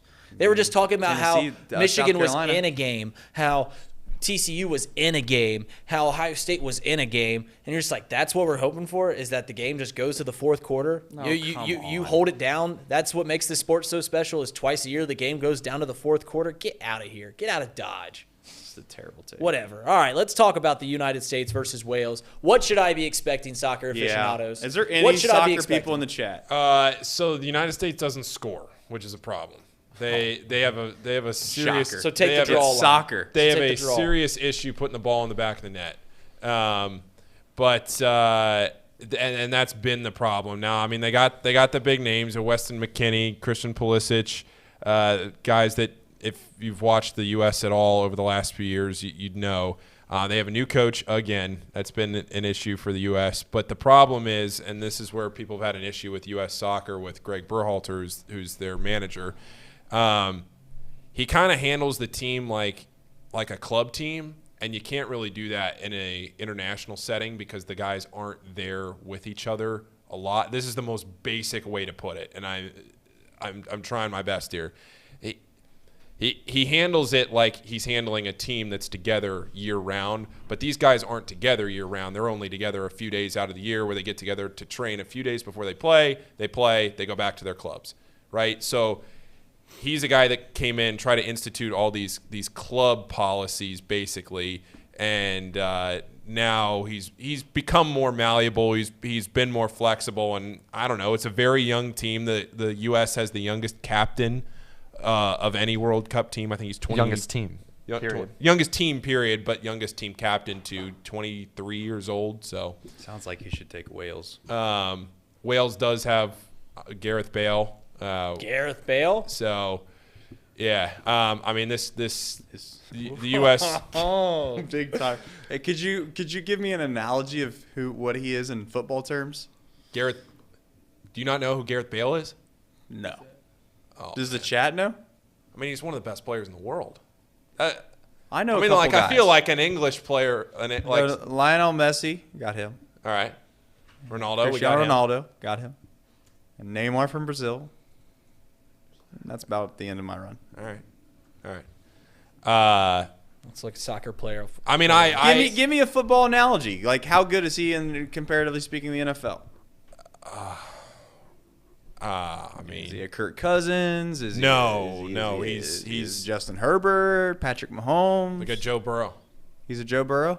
I mean, he's been one of the best players in the world for years. You heard it here, folks. We're playing Joe Burrow today from Wales, which means that we're but it's not like Joe Burrow's got a whole team around him. So what are you trying to say? Is Pele still playing? You're saying he can't? No, I'm saying I'm using the Joe Burrow to get. I don't know. That's probably a bad for you analogy. guys that watch soccer. I'm going to watch today because I'm a patriot. You know, I'm an American. I love soccer personally, and I love it. I like when my country plays in things, and if we're going to play another country in something, I want us to win. Obviously. Now that said, everything that I've heard so far, if I was a betting man, I don't think I'd be betting on the. I'd probably take the draw. The guys from the States. It's for anybody that's betting on soccer.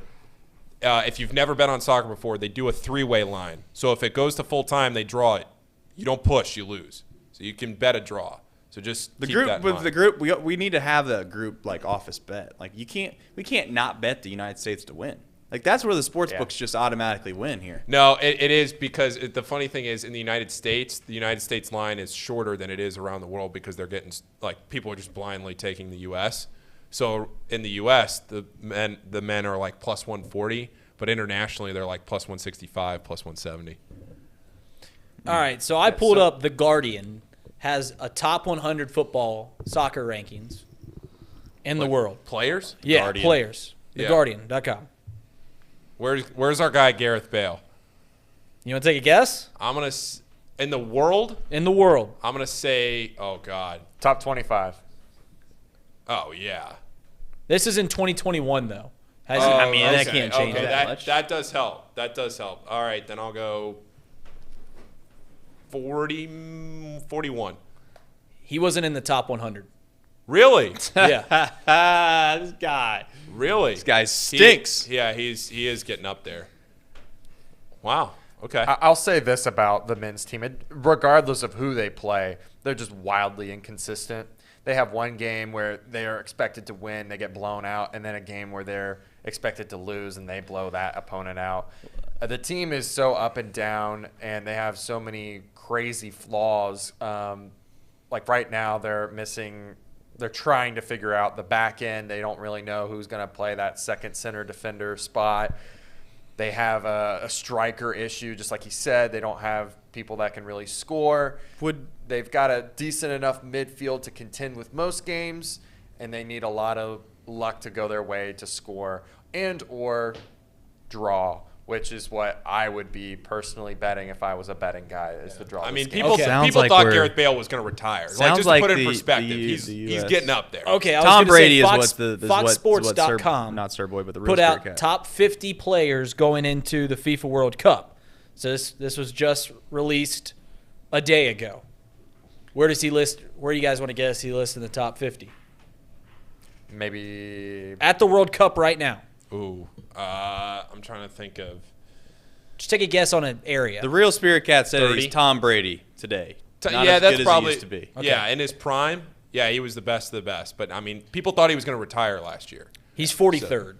43rd. I was going to say 45. Regardless, it sounds like the United States men's soccer team is the Cincinnati Bengals of the National Football League. Give me the U.S. Hey, that fair? Look at Christian Pulisic, and you tell me where he's at. I bet you he's in the top 20. Anybody? Is the United States men's national team the Cincinnati Bengals of the NFL? Wow. They're worse than that.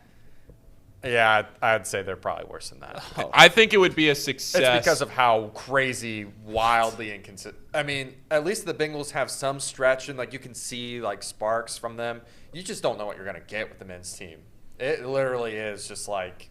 Who did they get a draw with that was terrible? Like Jamaica or somebody like that, like a couple months ago. Are you telling me that we're the Denver Broncos? Yeah, but maybe.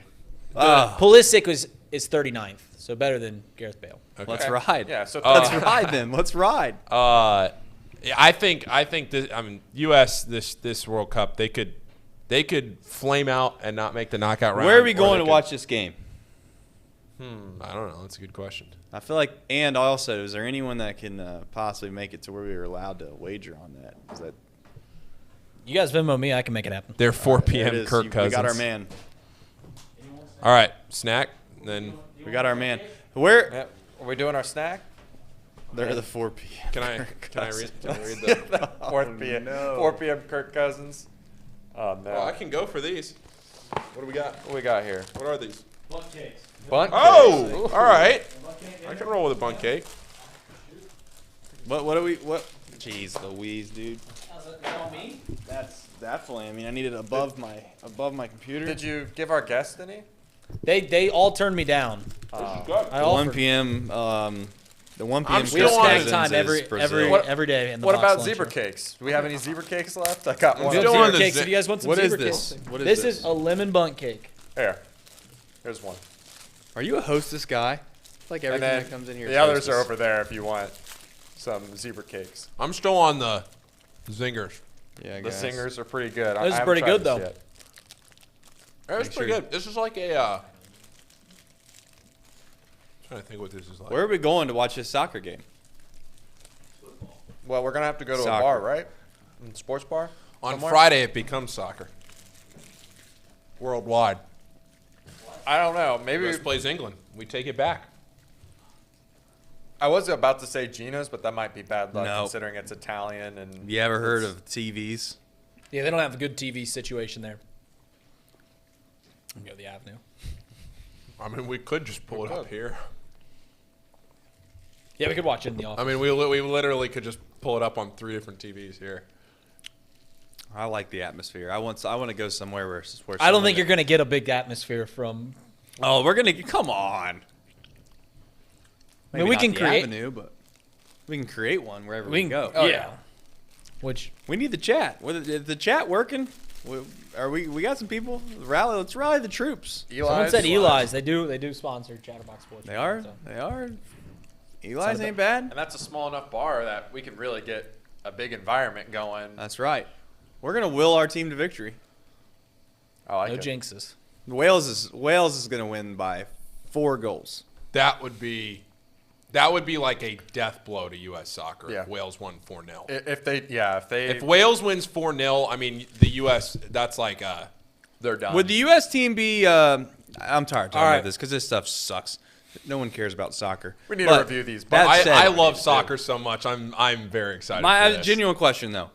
Do you think that the U.S. men's team would play better or be better off if they didn't try to take all of their superstars and instead got all the guys that are either in the MLS or somewhere that would value it more to be able to pay them enough money to that they would treat this like as a year-round thing, practice all the time, and play together? Majority of their team is MLS players to start with, but would I think they would do any better if they just had a consistent team?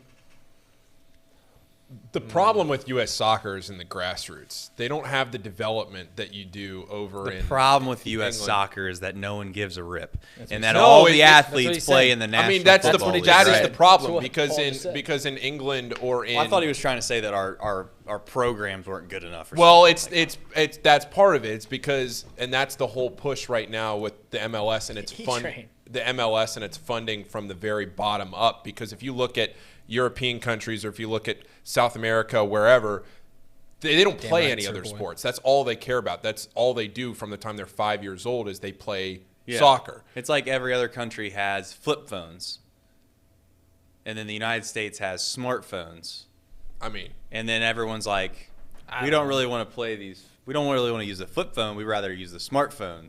So it's like the United States has football, and it just dominates all of the athletes that we need to win on a world stage don't play soccer. Not because soccer's doing a bad job. It's because there's other options. Yeah, that's it. That are more important to our culture. Right? Yeah, exactly. Yeah, that's exactly it. Yeah. And I would argue that like the programs and whatnot, it's not really the development because we're at least contending with some of these teams. It's the fact that we just don't have it as our major sport. That's not the thing that the big athletes want to go to. Yeah. It's almost like we would, if we all sat in here and started complaining about fencing during the Olympics and being like, yeah, I mean, we probably could win fencing in America if we really focused on it as a culture, and then every other country treated fencing like it was American football in their society.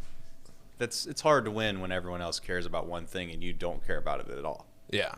I mean, if Argentina played Portugal in the World Cup final, it would be the biggest athletic event in the history of the world this year because it's Messi's last go at it in the World Cup. Ronaldo's getting up there. I mean, that could draw 2 billion watchers. I mean, that's crazy. And that's crazy to think about. It's just not in the U.S. It is what it is. I did not have the respect for soccer until I started broadcasting it 5 years ago.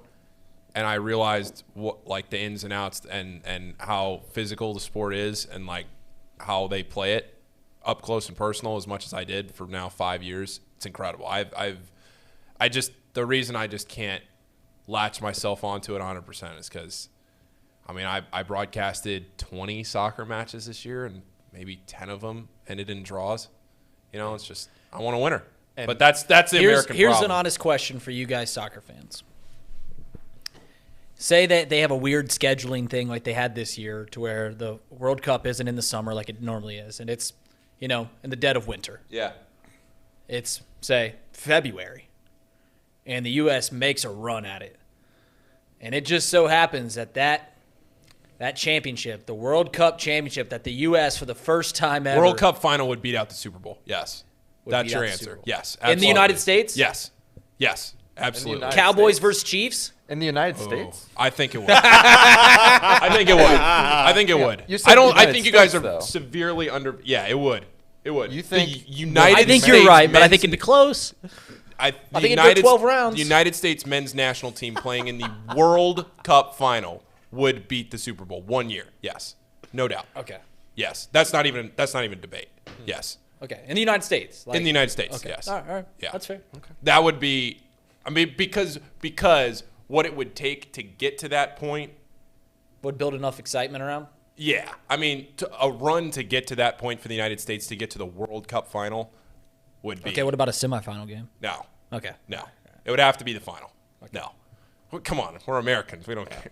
Right. We're not trying to come in second place. I would also say another thing that harms just the soccer fan base in general here in America is that when you look at like the Premier League, there's not like a team that dominates the American sphere. Like there's Chelsea fans, Arsenal fans, Man United, Man City, just like so many different teams. And there's not like they root for the players. They don't root for the team. So it just hurts our side of things because we have Christian Pulisic. That's like the one big name that America really has on their team. Right. Should the NFL kick out the team that finishes last every year? Relegate? I think so. Just kick them out. I think every league should have relegation. That is the one thing that they do right over there. Like, that is so cool to me. You could just be like, I mean, obviously this is a ridiculous thought, but like, it's like the Florence Freedom. No, what you know what they should actually they can make a run at being in the MLB. But that's cool. You know who should do that? But that's the FA Cup. That's the FA Cup in England. That's why you'll see Man United go play in some Bumbletown nowhere with like 100 people in the stands because the FA Cup that's the equivalent of putting every baseball team in the country against each other and having the Florence Freedom play the Cincinnati Reds. And it happens where you'll see Man United or Chelsea go to these tiny little UC Health Stadium type places, and it is the event of a lifetime for these towns. Incredible. You know what sport should do that? College football. No, seriously. Take the top 20 teams and put them in their own division. They play against each other. We get more games. We got Notre Dame playing Ohio State every year, stuff like that. And you know what you do? You have teams 20 through 40 play against each other. The top 2 teams from 20 through 40. I'm all in. They jump all in, baby. They jump up, and the bottom 2 teams get kicked out. Hell yeah. Yeah, I'm all for that. That'd be awesome. Be awesome. That way we could actually have some meaningful regular season games. Oh, now stop. All right, we got to get a good take. You had a good take, and now you're about to ruin it. All right, I think we got to wrap up box lunch. We need to figure out where we're going. Eli's. Put it in the chat. Eli's. Well, it's gotta be a wheel. I mean, there's a wheel. There's a wheel involved in everything we do here in the show, and that's what we're doing. I say, what did you just give me, by the way? The lemon cake? Yeah, lemon cake. Yeah, where does that fit in the snack time? That's above the fudge round. So that's our barometer. Not better than the zinger. It's not better than the zinger. So it's in between the fudge round and the zinger. Everything else has been. I think the zebra cake was slightly above the fudge round. Yeah, I agree. We are not going there, sir, boy. We are not. Yeah. I'm never going there. No. All right, what do we have up there so far? Nothing? I have nothing. We got to go with wings and rings. Okay. Eli's. Man, Sir Boy's throwing out Dana Gardens. That's a drive. I went to Dana Gardens for the first time on Friday. It's probably packed. Yeah, it probably took you forever to get a beer. Yeah, it did. Had a good time though. Good. Should I put up there the? He said Texas Roadhouse. Don't tempt the Avenue. Me.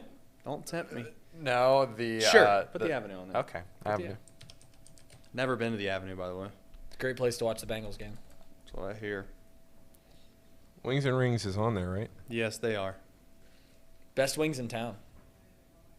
I was gonna put the scam.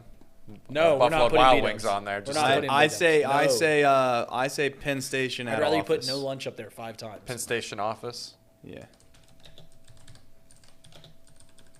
Okay. Anything else? That's it. That's it. Spin it, baby. No lunch. Wait, no. Office is. Oh, Penn Station at the office. I see what you mean. Okay. Mm. That's good. Okay. Let me get all these out of here. Okay, we got 4 choices. We only have 4 options. Honest. Wings and Rings is the leader in my. All right. Wait here. Let me get the graphics off of here. Will the Avenue even have the game on? We can ask. Here we go. You can buy some Queen of Hearts tickets too while you're there. Don't do it to me, dude. Oh, you jinxed boo! But that was what you wanted. You're on to something now. Remove it. I'm hoping for all right. Guys. What other one are we removing? Oh no! Oh. All right. Paul's gonna be hungry today. All right, keep going. Oh wait, no, you got to add in. What about Paul? Anytime we have Penn Station on the it's all right, fine. It's almost like Paul thinks we're not going to allow him to go somewhere and get something. Fine. I'll go. What is up with that? Oh, he's fixing the random wheel generator thing. Wait, you're putting Eli's back in? Oh wait, is Eli? Sorry, I didn't see it. I can't see with the glare. All right. I got to change the color here to red. You should make it all green, and that would make it. Should I make it make all the green? whole thing green, and then if it's close, so that way we don't know. Then we don't know. Make them all the same color. There you go. That's close enough. This is absurd. Yeah, there we go. This is riveting television to the thousands that are watching. Right. Millions. Millions. And millions. All right, here we go. We have no idea what this is going to be. This is a lot. Uh-oh. This is great. Yeah. Eli's. Oh, no. I think it's Eli. It's Eli's. All right. Not Eli's too picky. It is. Eli's and Ross? Eli's and Ross. That's good. All right. All right, chat. If you want to go to Eli's and Ross, skip out on work. We'll be there at 2 o'clock to watch the men's national team lose to Wales. What? Are we segueing in, Paul? We're going straight to not. All right. Well, yeah. Run a break. Run a break. Here we go. Run a break. No. All right, thank you for watching Box Lunch. We got Paul's show coming up right next. All right. At United Dairy Farmers, we've perfected freshness in our family bakery, where we use only the finest ingredients, like thick, high-quality glazes on our signature donuts, before delivering them fresh from bakery to store every day. UDF, made for you. If your AC or furnace is struggling, turn to the experts at Bartell's Heating and Cooling. Their certified technicians get the job done right the first time, and if you need a new unit, Bartell's will give you upfront pricing with no hidden fees. Plus, ask about Bartell's 0% interest financing for 60 months. Learn more at bartellsheatingandcooling.com. Bartell's Heating and Cooling, for a comfortable way of life. Eli's Sports Bar and Grill, proudly sponsoring high school football with 3 locations in Mason, Liberty Township, and Ross, Ohio. Our 10-foot screens guarantee a great view from every seat in the house. Eli's Sports Bar and Grill, the best place in Cincinnati for sports, food, and fun.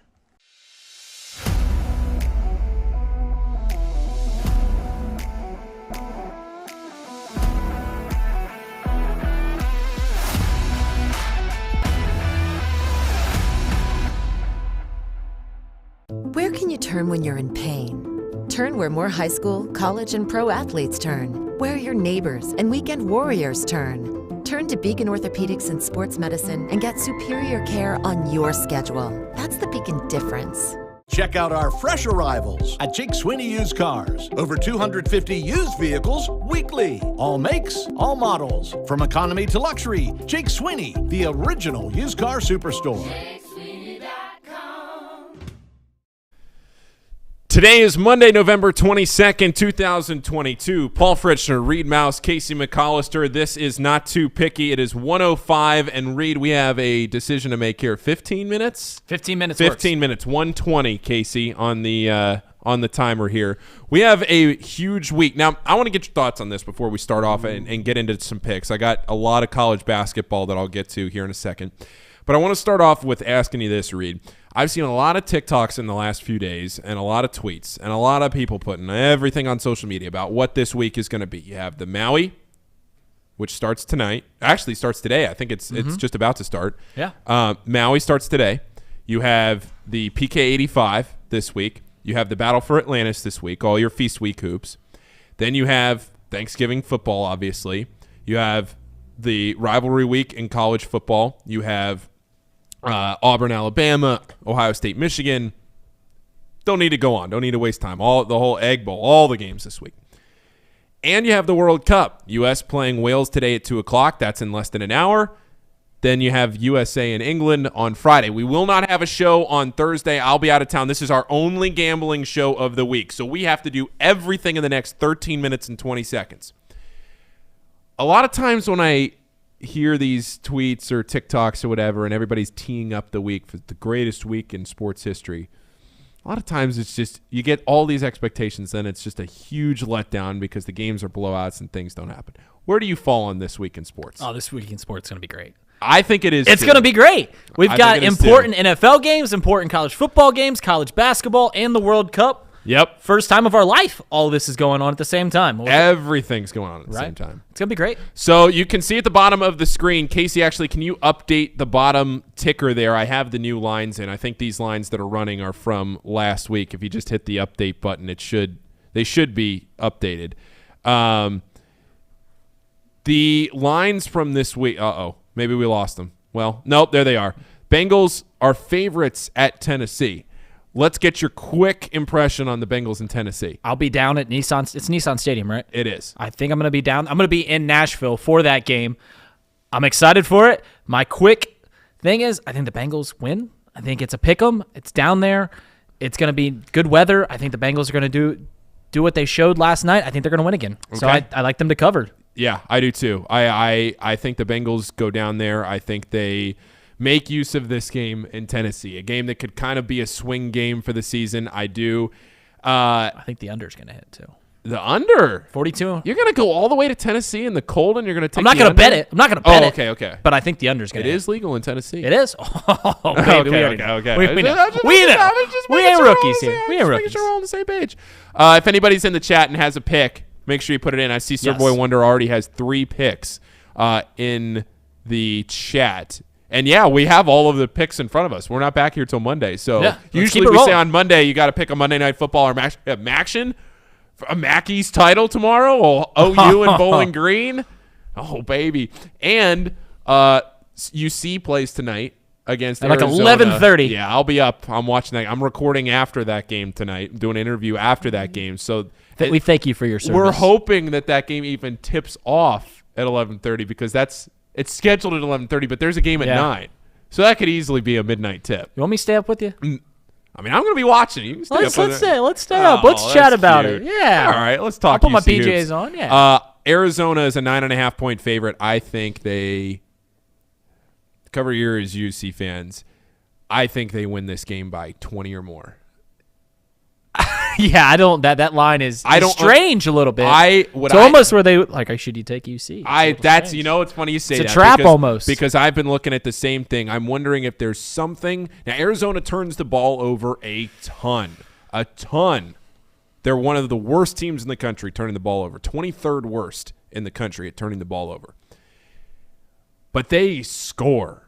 And they score a lot. And UC does not do that. UC does not put the ball in the basket much. UC did not have a single player score in double figures against Northern Kentucky last Wednesday. Are you going to bet Arizona? Or are you not allowed doing that because of your podcast? I would say that Arizona minus 9.5 is the play for tonight's game. Hey. Take my arm, twist it. Just twist it. Yeah, I'll bet it. Okay. I thought we were doing like a weird fist bump. Okay. Bearcats football -2 against Tulane this week. This is a game that UC football needs to win to be able to play at home for the AAC championship. Noon start on Friday. UC Bearcats, they looked good. They don't cover a lot. No, they're like, what's going on? They're like 3-8 on covering this season. They got a cover last week. 2.5 seems almost like a trap. I think I might like UC. Evan Prater got in a little bit. Ben Bryant, is he hurt? Mixed it up. Is he hurt? I did not see a status on Ben Bryant. I tried to look at it. He was hurt. That's why Prater got in. Yeah, I have not seen a status on whether he's going to play or not. You know what? I'm betting against UC tonight.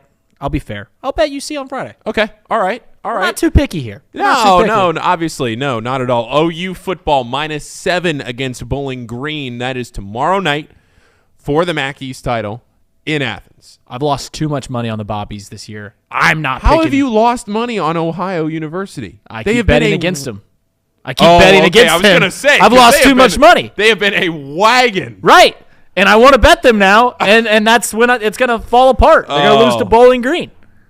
I was going to say, what in the world are you doing that you're losing money on? Oh, you're fading them. Okay. Yes. All right. I keep betting against them, and I keep losing. Well, that's your own problem.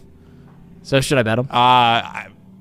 Hey. Let's bet them. Let's keep it going. Keep it on. Well, we should have. You know what we should have done? We should have done the whole Ohio. Sir Boy says you blow them out by 21. UC football or UC basketball to cover. OU football to cover. But that would have been too. The local you don't parlay. have to do multi-day parlays. It's tired. Sure, tired.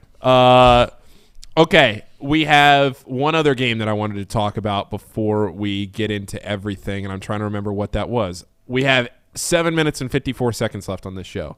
Reed, go. Oh, you have a graphic for it. USA and Wales. USA and Wales. You guys, I actually was using what you guys said to bet, but I'll be damned if I'm going to sit down and watch soccer for the first time in years. 8 years probably for you, right? And not bet the U.S. men's team, national men's team. I'm gonna bet the draw no bet though. I'm chickening out. I'm chickening out on the 3-way line. Okay, give me the draw no bet. It's -150 there. Yeah, I was gonna say. So for people that don't know how you're betting soccer, if this is the first time in 8 years that you're watching soccer and you don't know what you're doing betting these games, because the games can end in a draw, you bet, as you see down here in the middle over here, you can bet a 3-way line, which means if you take the U.S. and the game ends 1-1 or 2-2, whatever, they draw, you lose. It's not a push. You don't get your money back. You lose. Now, if you do what Reed's doing, where you take the draw exception out of it, you can bet on the U.S., but it's at much worse odds, I guess you could say, for the U.S., worse in terms of value for your money, not necessarily worse in terms of being favored to win. The U.S. would be much more favored to win on your line, but you could take that out. Yeah. And then if the game ends in a draw. I'm chicken shit, so I'm taking the draw, no bet. Yeah, if the game ends in a draw, then you just get your money back. But the way you would do it here, the U.S. plus 150. So when I put it, what? Where are you going? I think I might take the U.S. on the three-way line. Okay, you're not going to bet Wales. What red-blooded American, after waiting over 3,000 days for these young bucks to get into this tournament, are going to go out there and bet on a bunch of old scrubs from a country that half the world maybe never even heard of? Does Christian Pulisic, is that how you pronounce his name? Pulisic. Close enough. Does he have more vowels in his name than the whole country of Wales has in their entire That's a great point. the entire country? It's a great point. I would love to talk trash to Wales. Get out of here, Welsh. Can we find a Welsh fan? Yeah. Oh well, we've got some. We're international, so no doubt about it. Let's keep it rolling. 5.5 minutes left in this one. Yeah, we got to keep it rolling. Okay. Wales. What tonight? Do we have? Oh yeah, I got a little same game parlay. We got something for tonight. Yeah, this is what I threw together because we're not too picky up here. This same game parlay is terrible, but bet it. Just bet it because it's that bad. Responsibly. Yeah. All right, Casey, throw it on up there. Oh no! Oh, look at this. Oh, this is live producing work. Give me Deebo Samuel anytime touchdown scorer. Okay. 49ers to get over 21.5 team total. Okay. And I also like the over in the first quarter at 7.5. Take the over in the first quarter. So we just You're a big 49ers guy. Dude, they're not good. that I'm not, but they're like good. You're a big 49ers Yeah, they're good. guy. Yeah, they're good. I know they're only 5-4, but they're good. Again, I go back to the same point I made earlier this season. They don't got a guy behind the center. They don't have a guy taking the snaps, but was that the wind out of my sails? Was that it? I like Jimmy G. Well, there you go. What cares? So yeah, take Deebo. You just took the balloon and stuck a needle right through it. That is plus 320. So bet that responsibly. It's not going to hit it, but bet it. Bet it. Yeah, that's got a shot. We need 2 scores in the first quarter. We need the 49ers to score, and we need Deebo. Honestly, the thing I would be most nervous about there is the first quarter. Yeah. It is deceptively hard to win first quarter totals. People, you see, you need the Cardinals to score. You see 7.5 points in the first quarter, and you scores. think, oh yeah, I just need 2 scores. Like that's easy. It is a surprising amount of times where you don't get 8 points in the first quarter of an NFL game. Speak into my heart. Justin Fields. Put Justin Fields on the 49ers. Here's my quick tangent about Justin Fields, and it doesn't have anything to do with betting. Justin Fields, over and over again, is put in positions to decide the ball game, and he does it every week. Add 3 minutes to the clock, Casey. We still got things we got to talk about here. Add some minutes to the clock.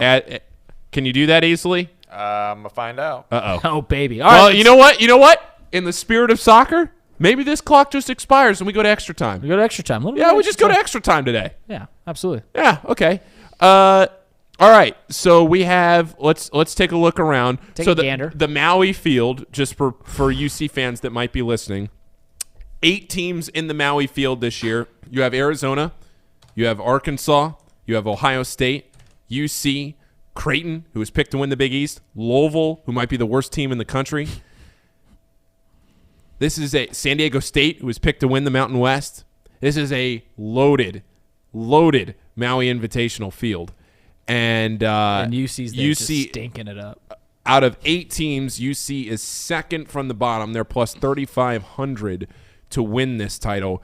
Nobody else has odds longer than 1,000, which basically tells you that at least the other 6 teams kind of have a shot.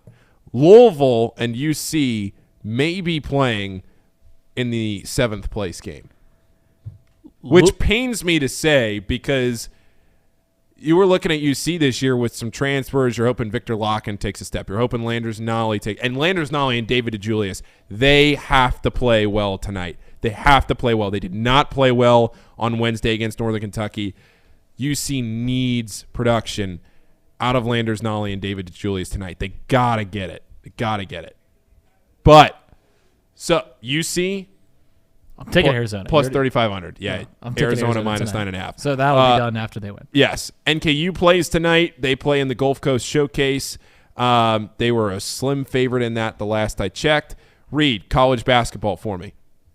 Go. Yeah, I don't have any picks for college basketball. There we go. Great. That was the Right. quickest segment we've ever done in the history of this show. I'm taking Arizona. We got time on the board. We got to keep it going. We do have time on the board. I'm focused on football and football only, and that's two different sports. Okay. That's true. On Friday, it becomes football or soccer. My bad. Yeah, once we win the second Revolutionary War. Once we win the second Revolutionary War on Friday at 5:30. After we beat Wales tonight and England on Friday, I want to schedule games against Scotland and Northern Ireland and really just take the whole UK to the woodshed. All right. Just round up the whole group. Just get the tea and then get them all it. together, and then we'll beat them again. Dump the tea, Casey. Casey, give me a World Cup pick. Go. Obviously, our American brothers. Woo! That was the easiest pick we've ever gotten out of Casey. Casey. Love it. Do you have a prop for tonight, Casey? So actually, I have a same game parlay. Oh, ooh, a little SGP. All right. Yeah. What do you got for us? Fire me up. I have a small one, and then if you're feeling really frisky, we're always feeling frisky. If you're feeling really frisky, you can add this to it. So I got Christian McCaffrey and George Kittle. Christian McCaffrey is an anytime scorer, and George Kittle over 44.5 yards, and San Francisco over 20.5 points. That puts you at what are the odds? That puts you at plus 255.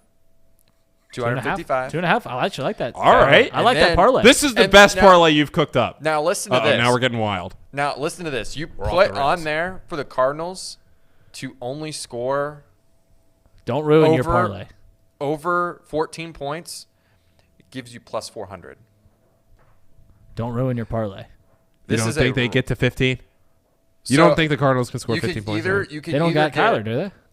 No, they don't. But this is a rivalry game. Big rivalry game. Big rivalry game. Sure. And it's the season for the Cardinals. If they don't get this. Who's their quarterback? Colt McCoy? Colt McCoy. And I think he's going to lean Hell into, yeah. He's going to lean heavy. Hell yeah. So he's talking about a red-blooded American. They've got to get to 15. They got to get over 15. No, 13.5. Oh, they got to score that's twice. even better. They got to score twice. 2 touchdowns. Against the 49ers defense? Have you seen what Colt McCoy has done on a football field? That's true. Listen, it's Reed. I guarantee you That's this game true. is going to be Colt like a Cliff. 30 to 14 type game. Colt and Cliff. I liked your parlay. I'm keeping off the. You can take off the Cardinals and it be 2.5. I like the 2.5. We have something that we are completely messing around on right now that we have not talked about that we got to do. We had a graphic. We got to spend some time on it. Fired up. I hope that this is the graphic that I'm thinking of. Michigan, Ohio State. That's the graphic I was thinking of. Fired up, Casey. Ohio State and Michigan. There it is. Where do you like this? Okay. I'm going to need Sir Boy Wonder, and I'm going to need every person that resides around the state of Ohio or that has any ties to the state of Ohio to please just momentarily press the little M on your keyboard. I love Michigan in this game. I love Michigan at 7.5 in this game. What are we doing here? Neither one of these teams are 7.5 points in Vegas better than the other. You're confident. On a Vegas spread at 7.5 points. I'll take that all day. 7 for Ohio State? No, I'm taking your pick here. I think 7.5 points is a ludicrous amount of points in this game. I'm gonna take the over and just watch it. I like Ohio State in this one. What? I do think as a hater, I'm an Ohio State hater, but I like them here. Well, I do think Ohio State wins, but I don't think it's a 14, 21 point game. I think Michigan keep it within a touchdown. That's a hook. That's a big hook. It's a huge hook. If it gets hook. down below, I think it's good. You know, if this is a 1 touchdown game, that's going to get bet around a lot. Yeah. And plus, when you think about it, if this goes into overtime, that's a win, right? Now this is going to sound crazy, but if it gets bet down to 5, I'm taking Michigan. Throw two more minutes on. Throw 2 more minutes on. No respect to the clock. Oh God. You know. I'm not going to be able to do that in time. All right, no, we'll just do extra time. Well, unless the whole thing shuts off right now. Are we off? No, we're not off. Okay. I didn't know if you synced up the timer that we just went off. No. Oh, okay. All right. What else? All right. Well, then we'll just be about? good. It's all right, Casey. Don't worry about it. We'll finish this up here in a second. I mean, I do think that Ohio State wins this game at home, but I don't think either one of these teams are 7.5 points better than the other. Is Blake Corum playing? He is. Okay. Well, you guys got a minute and 30 now. Okay. We probably need longer than that. I think a bunch of guys have gotten hurt. There's a bunch of goals scored. All right. Reed, anything else from you? Nope. Okay. Casey, anything from you? No, I gave my same game parlay. I'm good. Okay. I've got a Thanksgiving teaser. You want to talk about that? Yeah, let's go. A little Thursday Thanksgiving teaser. Go. We've got 4 games, and here's what we're gonna do. We're gonna take the favorites in every game for Thanksgiving on Thanksgiving, and we're gonna tease them down. That's what we're doing. We're taking the Bills at -9. We're taking the Cowboys at -9, the Vikings at -3, and the Dolphins at -12. That's actually got the wrong. There's 3 games on Thursday. I teased it up. I messed up that one. But I still take all the favorites on the three Thursday games. Vikings teased down to, what would that be? Vikings are teased to +3. Cowboys down to -3. The Bills down to -3. Tease that up. Thursday teaser got to hit. Guarantee it. All right. 25 seconds left. I want to say thanks to everybody for watching. Again, no show later this week. We will be back next Monday. Have a great Thanksgiving, everybody. I'm very much looking forward to Ohio State, Michigan on Saturday. I'll be out in Portland. It'll be 9 o'clock local time there. Wake up with some football. First touchdown scorer, Deebo Samuel. Happy Thanksgiving, everybody. We'll see you next Monday. Thanks for watching.